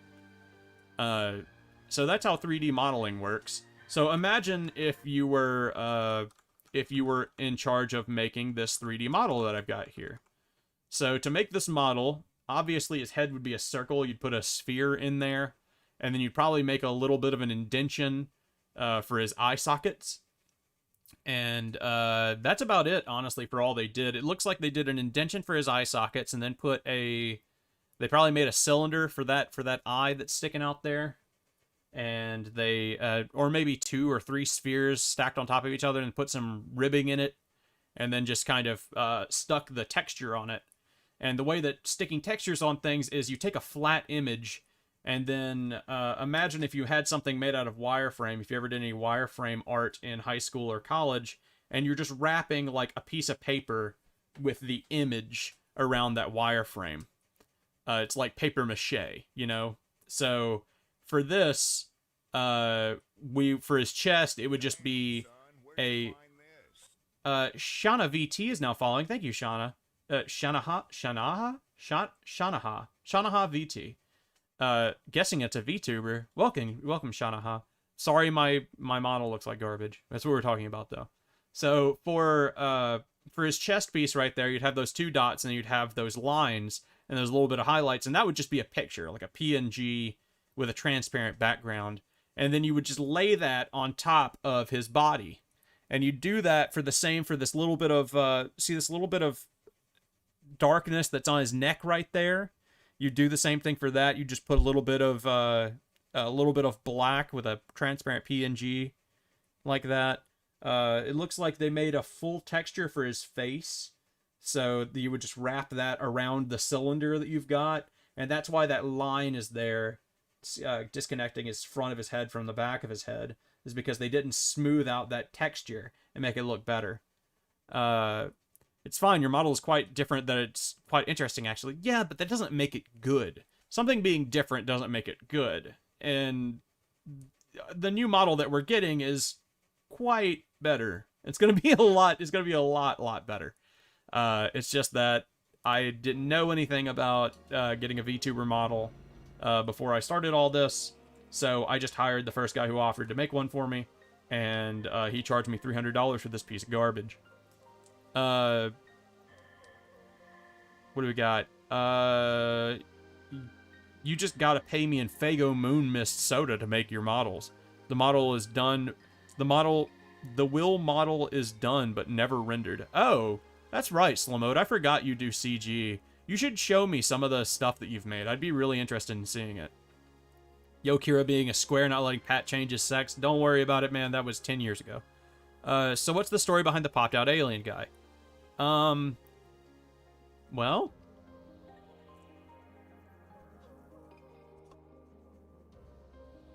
so I had a friend that was a good friend of mine on Discord, and she was a trans woman who did this comic that I really like called Wingstop.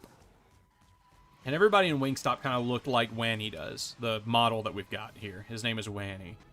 And everybody in Wingstop kind of looked like that, and I loved the way the characters looked in it. I was just super fascinated and into it. And so I asked her if she'd design a character for the channel, you know, something for me to use as an avatar. And she was like, yeah, for sure. So she designed one for me, and then not only that, for everybody on the podcast, just because she liked my stuff. She was a fan of the channel, which was really cool of her. She didn't have to do that, but she did. And so we got Wanny. And so we had to come up with a backstory for Wanny. We were like, well, what are we gonna do now that we've got this character? Because originally my avatar was a drawing that I did of myself that was in like a very cartoony style, that wasn't very cartoon. Like, when I say cartoony, I don't mean like Kid Icarus has, or Peanut Butter Gamer or anything like that. I think that kind of shit's really cringy, honestly. I'm not really into that. Oh, a YouTuber with an avatar of himself that is in a cartoon style. How original, you know? So I drew it myself, and I just did this line art only rendering of what I look like, and I guess I've still got that. I could throw that up in the Discord or something.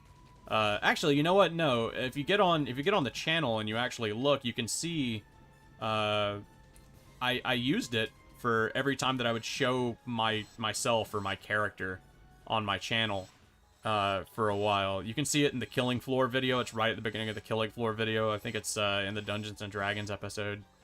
But there was that picture of me, and I was really not really into using that very much.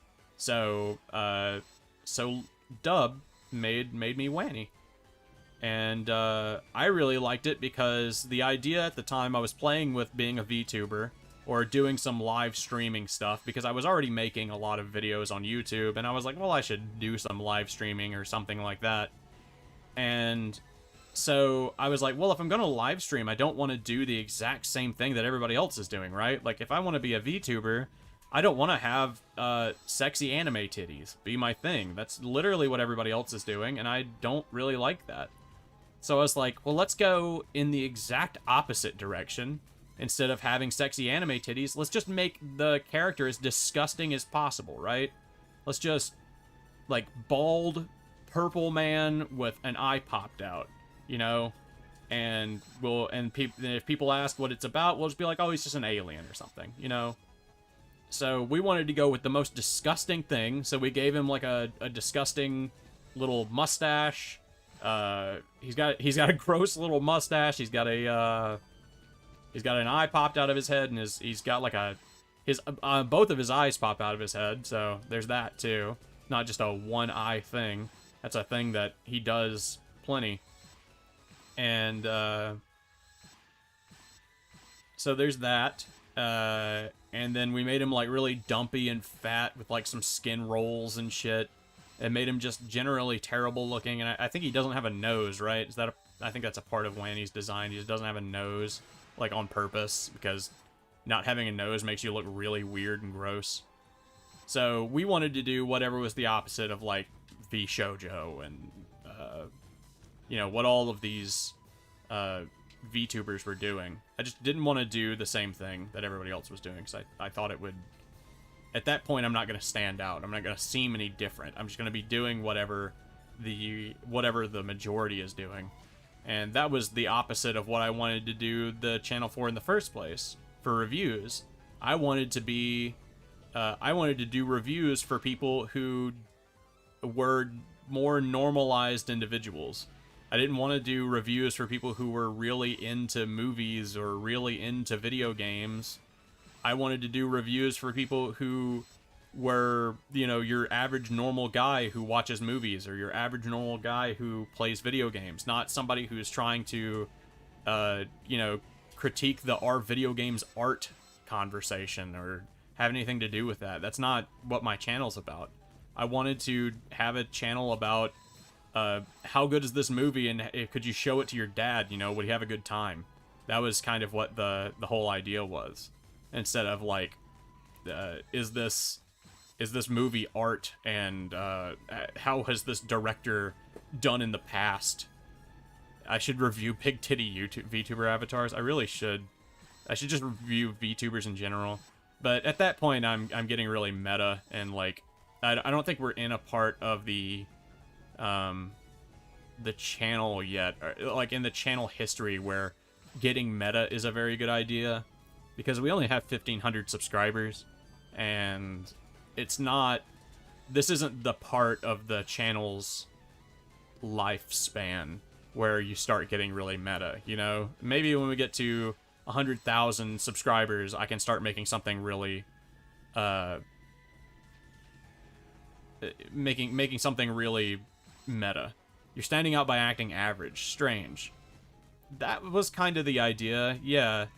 I feel like people on YouTube, or especially like critics tried their best to stand out by having an opinion that is different from the majority, right? Or VTubers try to stand out by having wacky characters with strong emotions and cartoony personalities.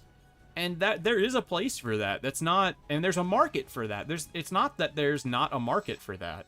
But if that's the case and there is a market for that, there has to be a market for the opposite. Yeah, critics being specialized. That was definitely another pull of the naming of the show being I'll Review Anything. Was critics like you've got very famous critics like Your Movie Sucks, where the name of the channel right there tells you what he does. He reviews movies, right?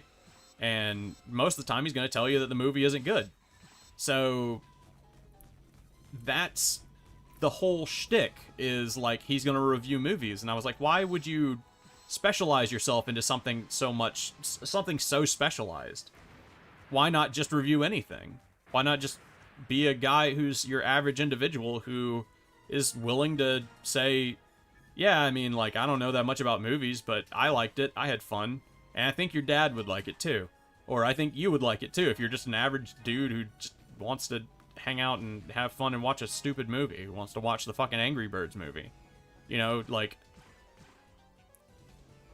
Because, I mean, what, are you gonna fucking compare the Angry Birds to Call Me By Your Name or something? Like, it's entirely different shit.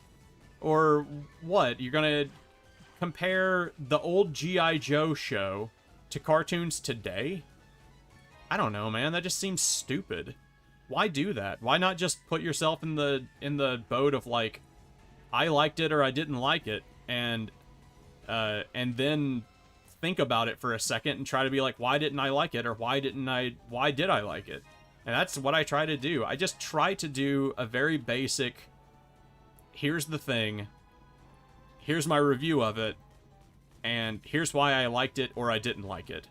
And because you don't have to be a specialized individual in the field of something to tell people why you didn't like something. I feel like a lot of people treat it like you do, but you don't have to be a fucking a movie, like, know-it-all to tell people why you didn't like a movie. You just have to sit down and think for a second about why you didn't like the movie. And then explain it with a little bit of logic and try not to be an asshole about it. And there you go, you've done your entire job.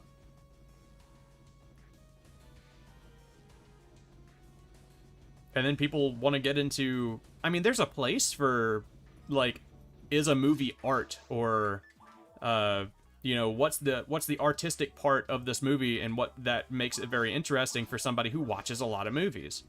For instance, a good example of that is a movie that I'm actually going to cover, and I actually am going to cover in a way like that and try to explain, like I am right now, a little bit.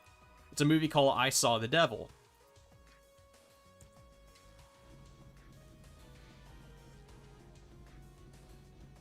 Now, I Saw the Devil is a very good movie. It's not, you know, it's a particularly good movie. It's well directed, it's well written. But it's, if you watch a lot of movies, then you're going to notice the things that make it a little bit different. For instance, the entire film, for the entire run of the film, the saturation of the colors is through the goddamn roof. Like, it's one of the most colorful live-action films I've ever seen. There's colors everywhere. It's almost like Avatar. It's super colorful. And that's something that makes the movie stand out a little bit. And I don't think that your normal average individual would notice that, but that's something that you would hear from, like, a movie critic. They'd be like, oh, well, the saturation's really high. And that would add to the points on their movie, on them scoring the movie and giving it a review. Like, for me, that doesn't even matter unless the movie's a 10 out of 10, because then you have to consider, did it do something new and innovative? But otherwise, I mean, sure, the movie, the saturation was up really high. I mean, yeah, but did you enjoy it? Did you have a good time? Did you have fun? Did you, like, who gives a shit if the saturation was really low or really high? Did you like the movie? Was it a fun time? Why was it a fun time? I guarantee you it doesn't have anything to do with how high the saturation was. You didn't have a good time watching that movie because the saturation was turned up to 120%. That's not the reason you had a good time. It might be the reason that you were like, oh, this movie looks really cool, but that's not the reason you enjoyed yourself.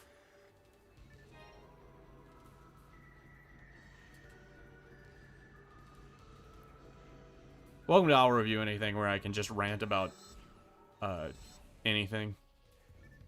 Welcome to I'll Rant About Anything.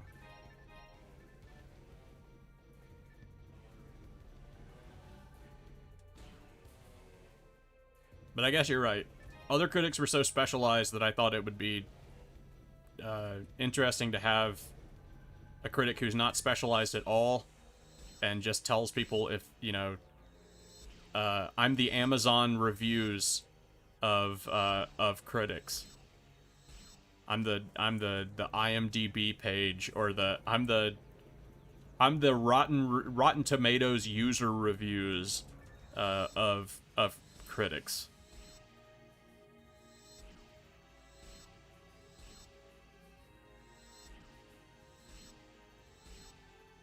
Review rants and then have it transition to a rant about random shit. That's a perfect idea. I should do that.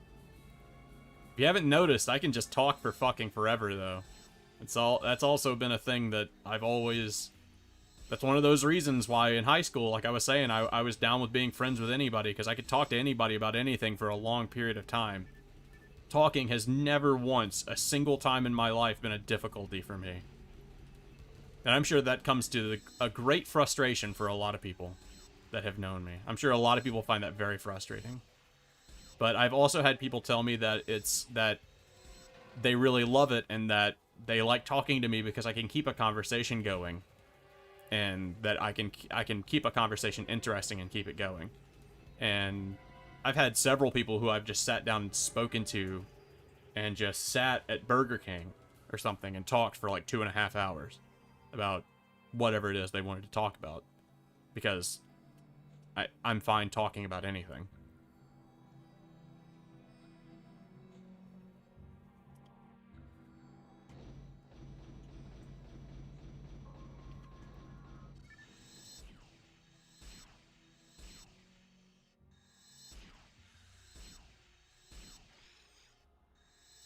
Haha, you can't do status effects on me, you silly.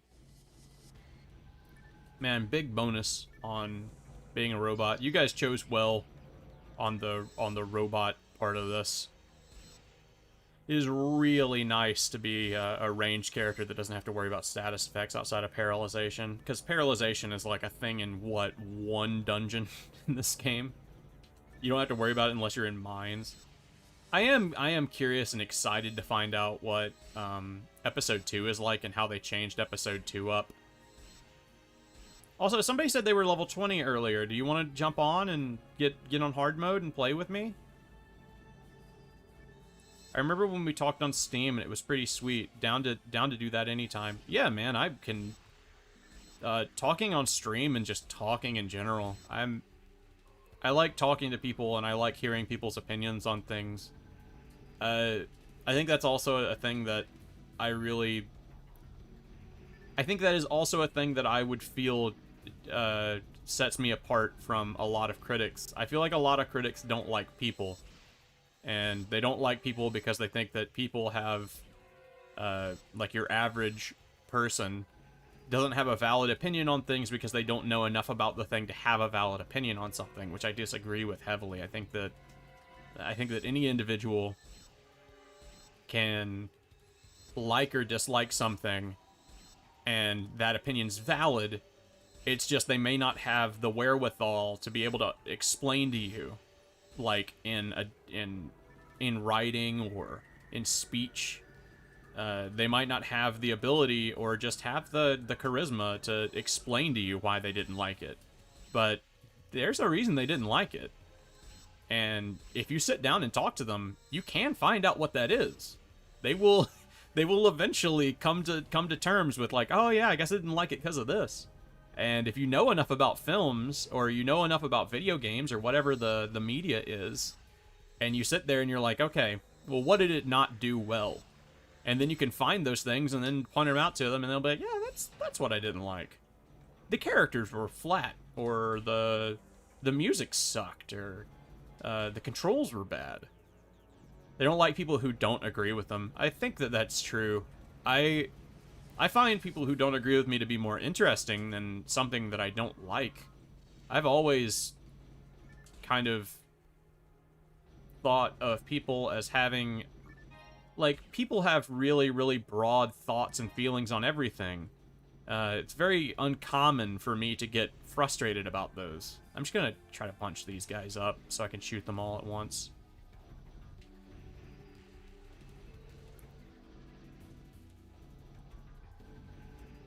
Yeah, well, I think your opinion on others' opinions is invalid. Fucking touche, my man. I'm glad. Unironically, I bet there are other people who would actually say that, though.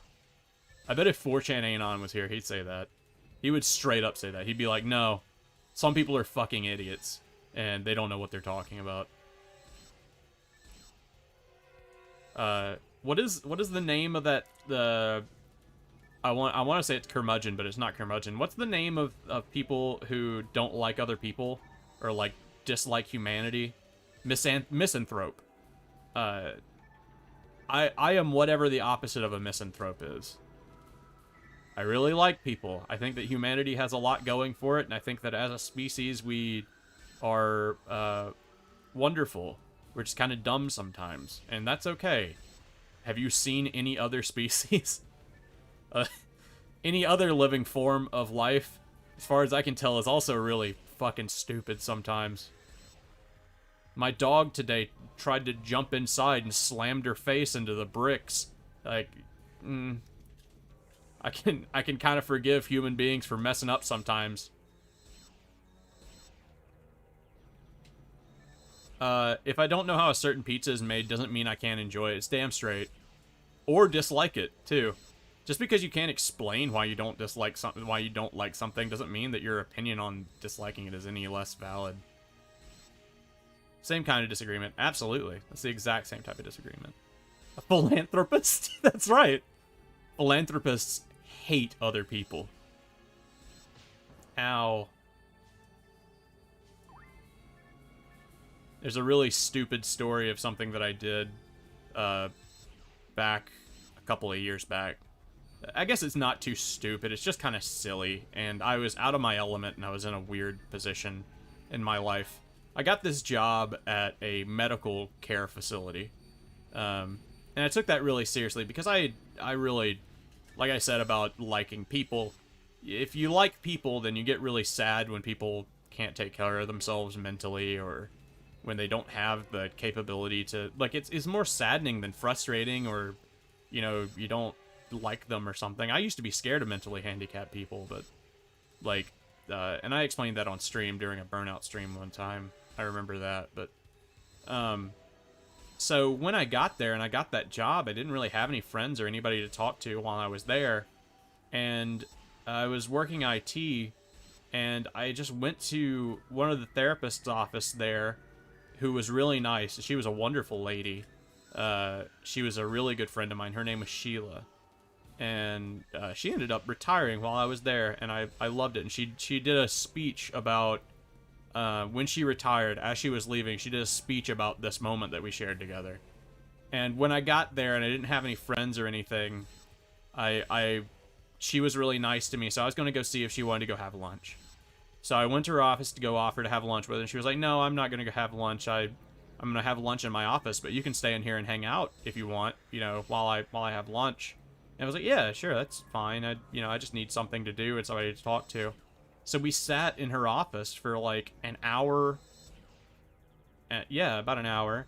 Just sitting there talking about if there was such a thing as true altruism in humanity.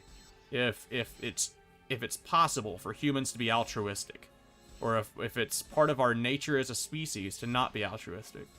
For anybody who doesn't know what altruism means, because I know some of you, English isn't your first language. Apparently it's not mine either. I can't even say the name of it. Altruism is an idea in which human beings are... human beings will act completely out of a lack of self-service. Like, it's completely acting for the good of others and not yourself in any way, shape, or form. And if that's a real thing, because I thought about it while I was talking to her, and I was like, well, you know, I like to think that I'm altruistic in a lot of things that I do, because I don't do anything, there's a lot of things that I do that aren't particularly benefiting me. And then I think in my head that, well, I mean, why am I doing these things? And then I'm like, oh, it's because it would make my dad happy, and I don't want to disappoint my dad. And she's like, see, well, you're not being altruistic. You're doing it for a selfish reason to try to not disappoint your father. So we sat there and we talked about that for a long time, and it was a really good time in my life. I don't remember why I was even talking about this to begin with. I just wanted to relive that moment for a second in my head, because it made me really happy. And I was overwhelmed by with happiness when she retired and she stood up in front of the whole company and told them that story. It's very sweet. I love that lady very much. I hope she's okay and that she's doing all right in the pandemic and all that.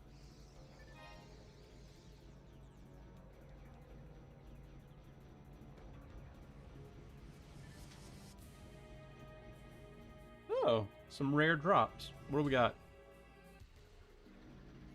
A moon atomizer, an antidote, and an antidote. Oh, that's some shitty rare drops. Het being filled with emotion? Yay. I have no idea what you're talking about.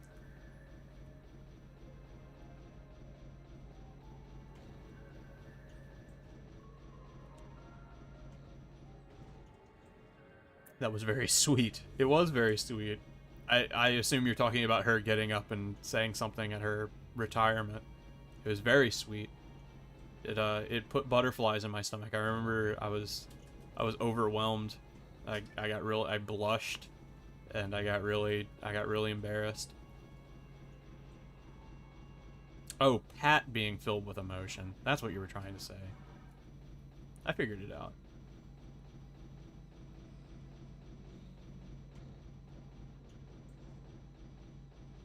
I used to be the opposite of that, you know? I used to think that emotions were like a weakness and a hindrance, and that the less emotional you are and the more robotic you are, the stronger of an individual you are. I don't know if I'd necessarily completely disagree with that thought process anymore, but I think there are certain times in which a lack of emotion can give you strength, but I think that's I think my argument was a little bit skewed, and it was more that in times when a person needs to be strong in a situation, letting your emotions go can make you seem very strong. And I know what that was about too. It was about, and my thought process on that at the time was, when I was a kid, my dad was dying, and he was having heart attacks really regularly. My dad's had like 12 heart attacks or something by now. But he had life-saving surgery. If nobody was in that burnout stream, we talked about that too. But oh yeah, and Fortune Anon made fun of it, didn't he? I remember that.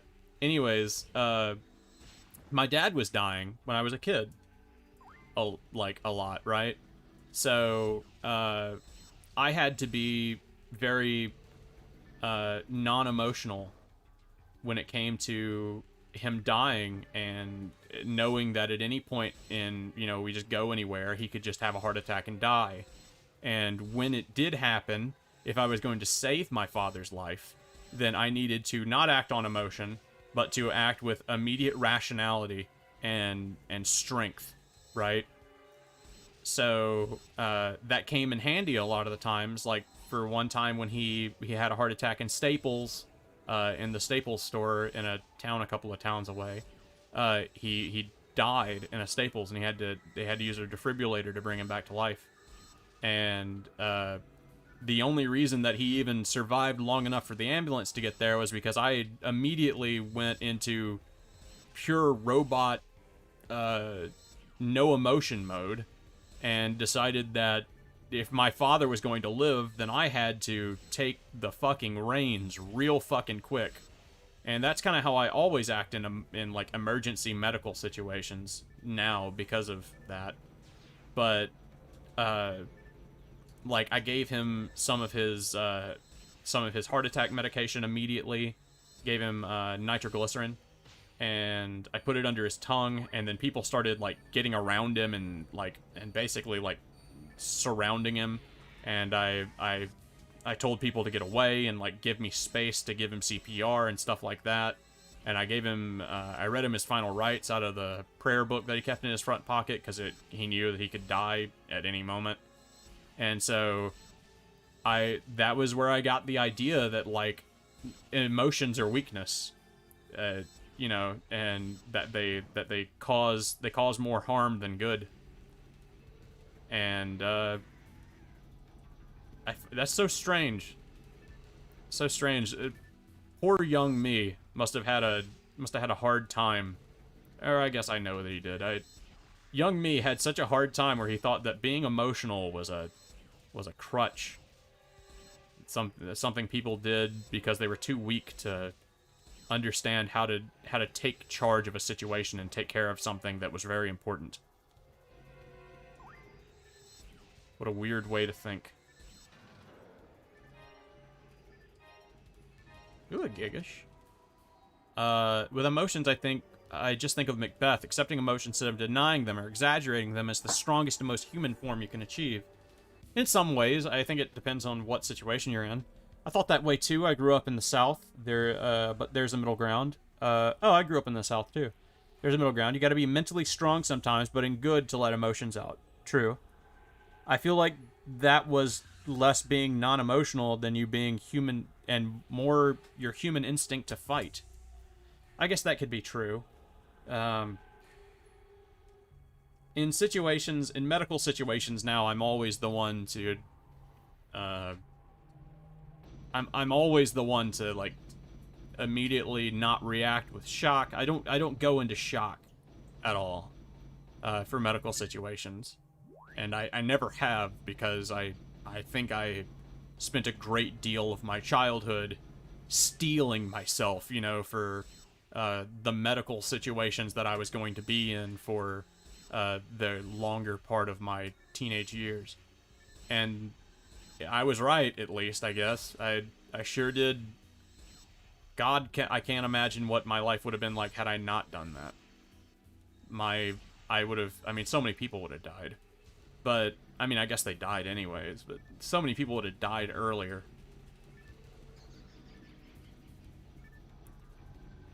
You know what? I'm gonna go into this room, and I'm gonna telepipe out. Or, I don't really have to do that, do I? I can just do this.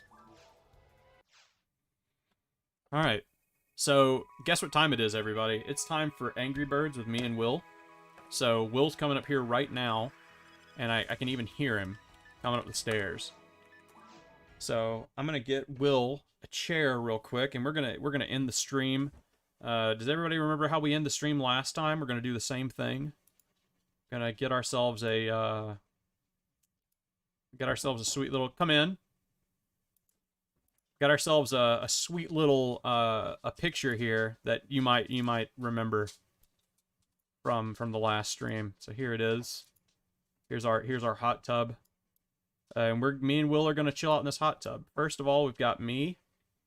I'm assuming that's Will behind me. Nope. No, okay, it's not Will. It's just some random man. But here we go. I'm gonna be right here. Let's start getting some people into this hot tub. First of all, Will's here, so we're gonna get Will into the hot tub. Nice haircut, Will. Thank you. Will got his. You did it yourself. Nice. So first off, let's get Will in this hot tub. I got a picture of Will here. This is how we're ending the streams now, Will. We've gone to filling up a hot tub. Let's get scared little Halloween Will. That's my favorite Will. It's set. That is also my favorite. Yeah, let's set him right here. He's not even in the hot tub. Let's just put him on top of it. He's a little bit scared to be in the hot tub right now. He's a little bit terrified. So he's not going to be actually in the hot tub. He's just going to sit there. All right, let's see. Got to put the pythons in the tub. You're right. Let's put the pythons in the tub.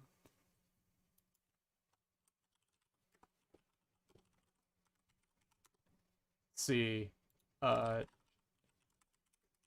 See if we can get a transparent PNG of them. I'm sure we can. Oh, yeah, this is a great one. Let's just use this. That's not even a transparent PNG, I don't think. That's just a... I think that's just, Is this transparent PNG? Is this? Is this? That's the one. I don't think any of these are transparent PNGs. I'll have to do the Google setting where it's like, hey... tools, color, transparent. There we go. Oh, there we go. This will work. This is good enough. All right. So there's one. Let's put Put these guys in here. This isn't technically them, but it's you know it's their cartoon representation. It's them and Spamalot. So there we go. Let's put them in the tub back there. Let's put them right behind me. There we go. All right, who else is Alex Jones? Alex Jones is a great addition to the hot tub. Alex Jones, transparent PNG, you better bet. Absolutely. Let's see what's the best one we can get to. I like that Alex Jones is apparently also a basketball star. This is the one. That's the one. That is the one. That is definitely the one. That's the real Alex Jones right there. All right, let's Alex Jones is going in here. Let's pull this up. Make ourselves a little Alex Jones to put in here. There he is. Look at that. That's everybody's favorite man right there. The news and media star Alex Jones. He's just going to be right behind Will. How about that? That make you comfortable, Will? That put you a little, that make you a little bit comfortable. Let's give you the microphone down here. You know what's funny? What's that? Well, I got on Twitch. Yeah. And I happened to see that what's her name? Elicity? No idea who that is. Some chick, right? Okay. Was like in the top 5 trending. Okay. Clicked on her stream, right? And you know, it was a hot tub girl. Mm-hmm. In straight up lingerie, doing Dance Dance Revolution. Like straight up. I saw her today. Yeah. Somebody posted her on 4chan. Joe Rogan. That's an amazing addition. Let's do a Joe Rogan. Straight up strip club dance. Yeah. She was just straight up. Yeah. And it was like the amount of money that you give her. You could get like your name on her body. It was so weird. I was like, oh my god, this is literally a strip club. God, I wish I was a woman. I could live life on People easy are like, mode. why would you want to get a sex change? I'm like, you do not understand. I could just get on Twitch, write people's names on my body for $1,000 a day. Don't even have to be naked. Exactly. Don't even have to be naked. Just wearing underwear. Hell, not even that. A swimsuit. Okay, here we go. Here's Joe Rogan with a katana. I think that's a pretty good. Drop Rogan the occasional OnlyFans. Yeah. Oh. You know what? Let's get Kentaro Miura in here. Rest in peace. Miura, transparent PNG. Surely there's one of him. Get Griffith. Griffith should be in there. That's a good point. Griffith should definitely be in there. Kentaro Miura. Tools, colors, transparent. Oh, there's not even a transparent PNG of him. We do have sad Guts. So let's get Guts and Griffith then. Guts and Griffith. Tools, color, transparent. There we go. Look at that. Oh, yeah, it's all of them. We even got Casca. There we go. We'll put them in there. Nice. It's a hot tub party for everybody included. Absolutely everyone. Robin Williams. Robin Williams is a good one to put in there. We should definitely put in Robin Williams. Get ourselves a good transparent Robin Williams PNG. Let's put them over here next to Joe Rogan. I think Griffith would get along with Joe Rogan just fine. Let's put him right down here. All right. Robin Williams. Definitely get ourselves a Robin Williams. Tools, color, transparent. Oh, we got some good Robin Williams choices. Which Robin Williams? That face. This one. That one. That is perfect. He's just kind of looking over the top there. That's perfect. Put that right there. Let's get ourselves add another image. All right, there we go. Look at that. And guess what Robin Williams is going to be doing? He's just going to peeking over this corner right here, right in front of Joe Rogan. He's just having a good time. Let's see who else we got. Why is that Will scared? Because he's in an elevator in the episode of the podcast that's in. Actually, in just this season of the podcast, you're just in an elevator, aren't you? Yeah. So you're just kind of having, and Will's scared of elevators. So I have an elevator phobia. Yeah. All right. Add a scared monkey. Oh, that's a good one.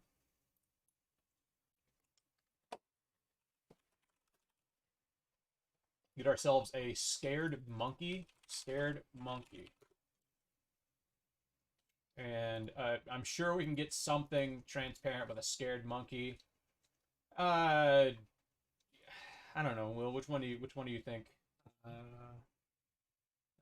That's whatever that guy is. That's like a GIF or something. I don't know. That ain't good. I don't know. None of these.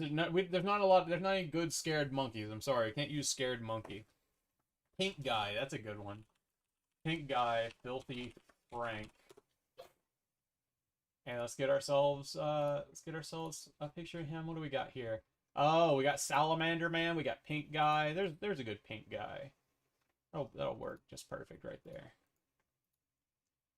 All right. Who's next? What else we got? A tall boy of Lone Star beer. That's not a bad idea. We're definitely gonna need a drink while we sit in this hot tub. It's a perfect idea. There's Pink guy. He can be, Pink guy and John and Alex Jones are good fans. So I'll just or good friends. So I'll just put him giving Joe a little kiss right here on Alex Jones. It's perfect. The tall boy of Lone Star beer. Let's see how we do Lone Star beer. Lone Star beer. And surely there's a transparent of a big Lone Star beer. We can get a bottle of Lone Star beer. There's not really like a tall boy of it. Let's open this up. Let's get ourselves a. Who's gonna have the Lone Star beer? Who deserves to have a Lone Star beer? Oh, the DashCon banner. That's a good idea. We should have that in the background. It's a wonderful idea. Let's see. Here's that Lone Star. Look how big that is. That's a huge. That's a tall boy, if I say so myself. Let's just put that.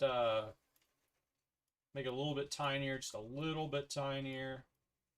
All right, and then we can just put that back there behind everybody.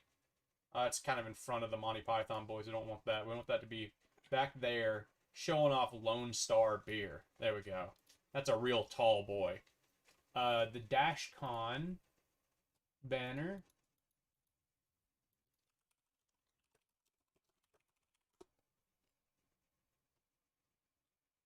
Oh God, I don't even see one. DashCon banner. I see the ball pit. What was that? Did you just turn that on? Don't turn it off. The thing's loud as shit. Oh, I've got the ball pit. We'll have to do the ball pit. Oh no, I think I see it. Is this it? The Equestria Daily? Oh. What's that? I don't know. I see a lot of stuff, but no real DashCon banner. Here's one. We can definitely do this. Hang that on the side there. Yeah, this is transparent. We can have this. This is pretty good. This is representative of DashCon enough to where it doesn't really matter. We'll put this right above Joe Rogan. This is pretty much. Hang it on the side of the hot tub. Oh, hang it on the side of the hot tub. That's a good idea. Yeah, hold on. We'll put that right on the side of the hot tub. Well, where did it save it at? Hold on, I'm gonna have to resave it. Just click on the image. Dummy. There it is. There we go. It's gonna be, just put that right there, right up under Robin Williams. There we go. What else we got? Oh, can we get Beetlejuice in there? That's a wonderful idea. Beetlejuice. Let's do the Alex Brightman Beetlejuice. There we go. Oh, that's like a CG. Is there not like a... Surely there's an Alex Brightman.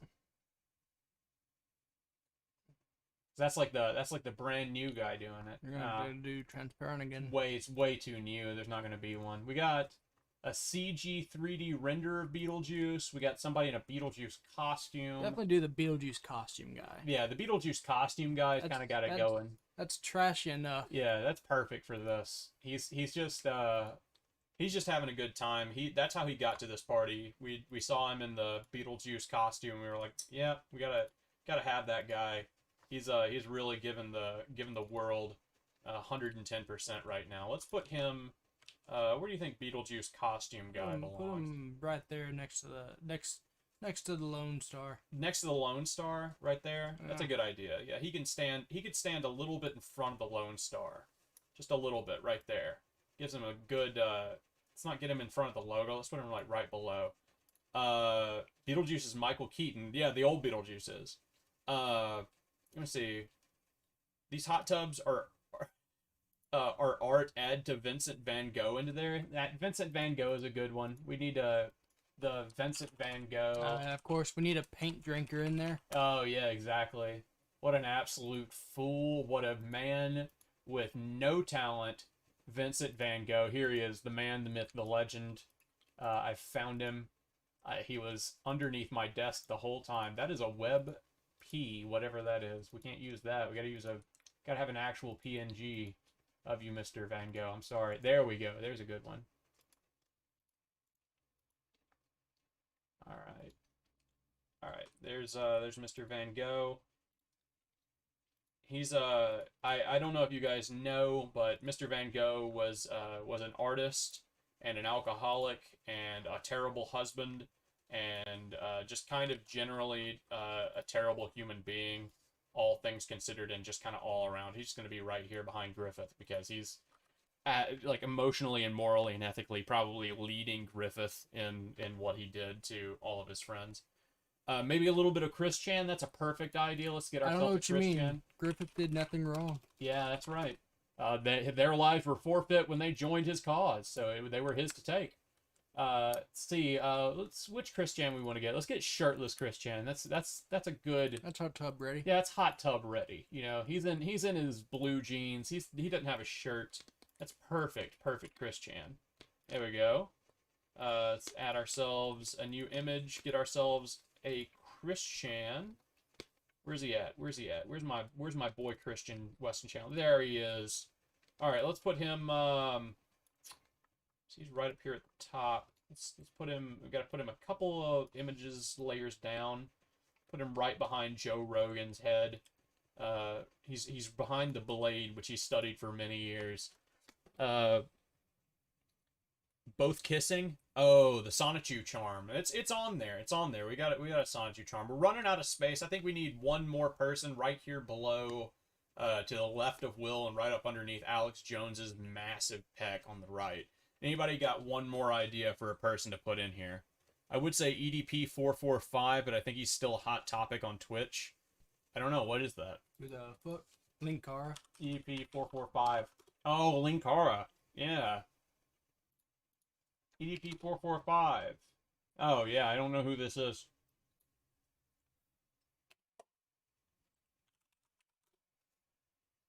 Oh, Sean Hannity and Linkara. Yeah, those will be our last two. Let's get us a transparent Linkara.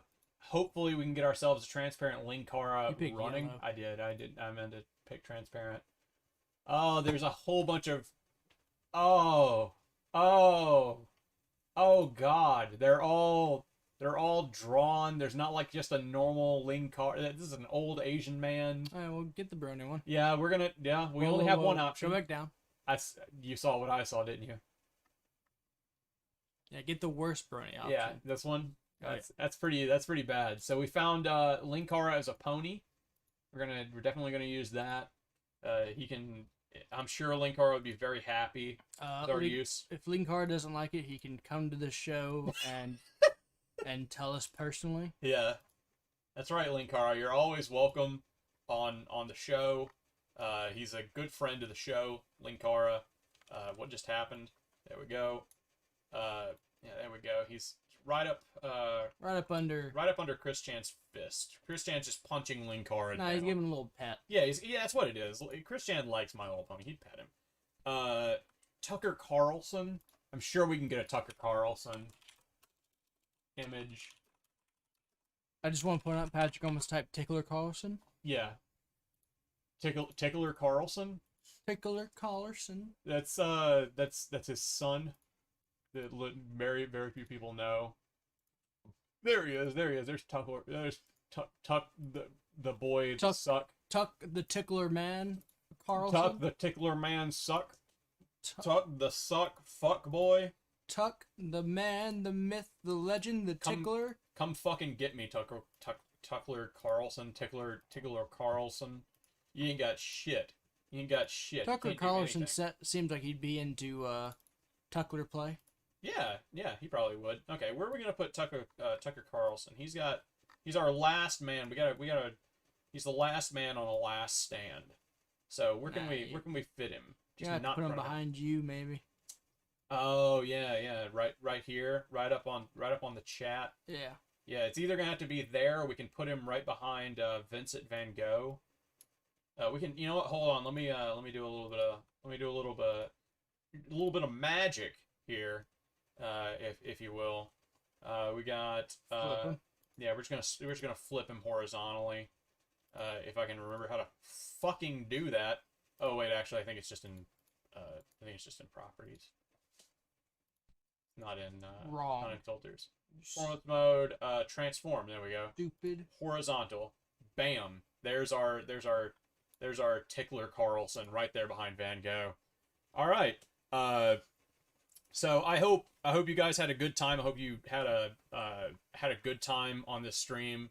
This was not even supposed to be a stream today. We weren't even supposed to stream. I just had such a terrible morning that I decided, you know what? I want to hang out and wait for Will to want to watch the Angry Birds movie, because God knows he's not gonna want to. So we had to wait for a little bit. Anyways, I'm glad you guys came. I had a great time. We're doing it again tomorrow. Tomorrow's Sunday. We stream on Sunday, Monday, Thursdays. Monday.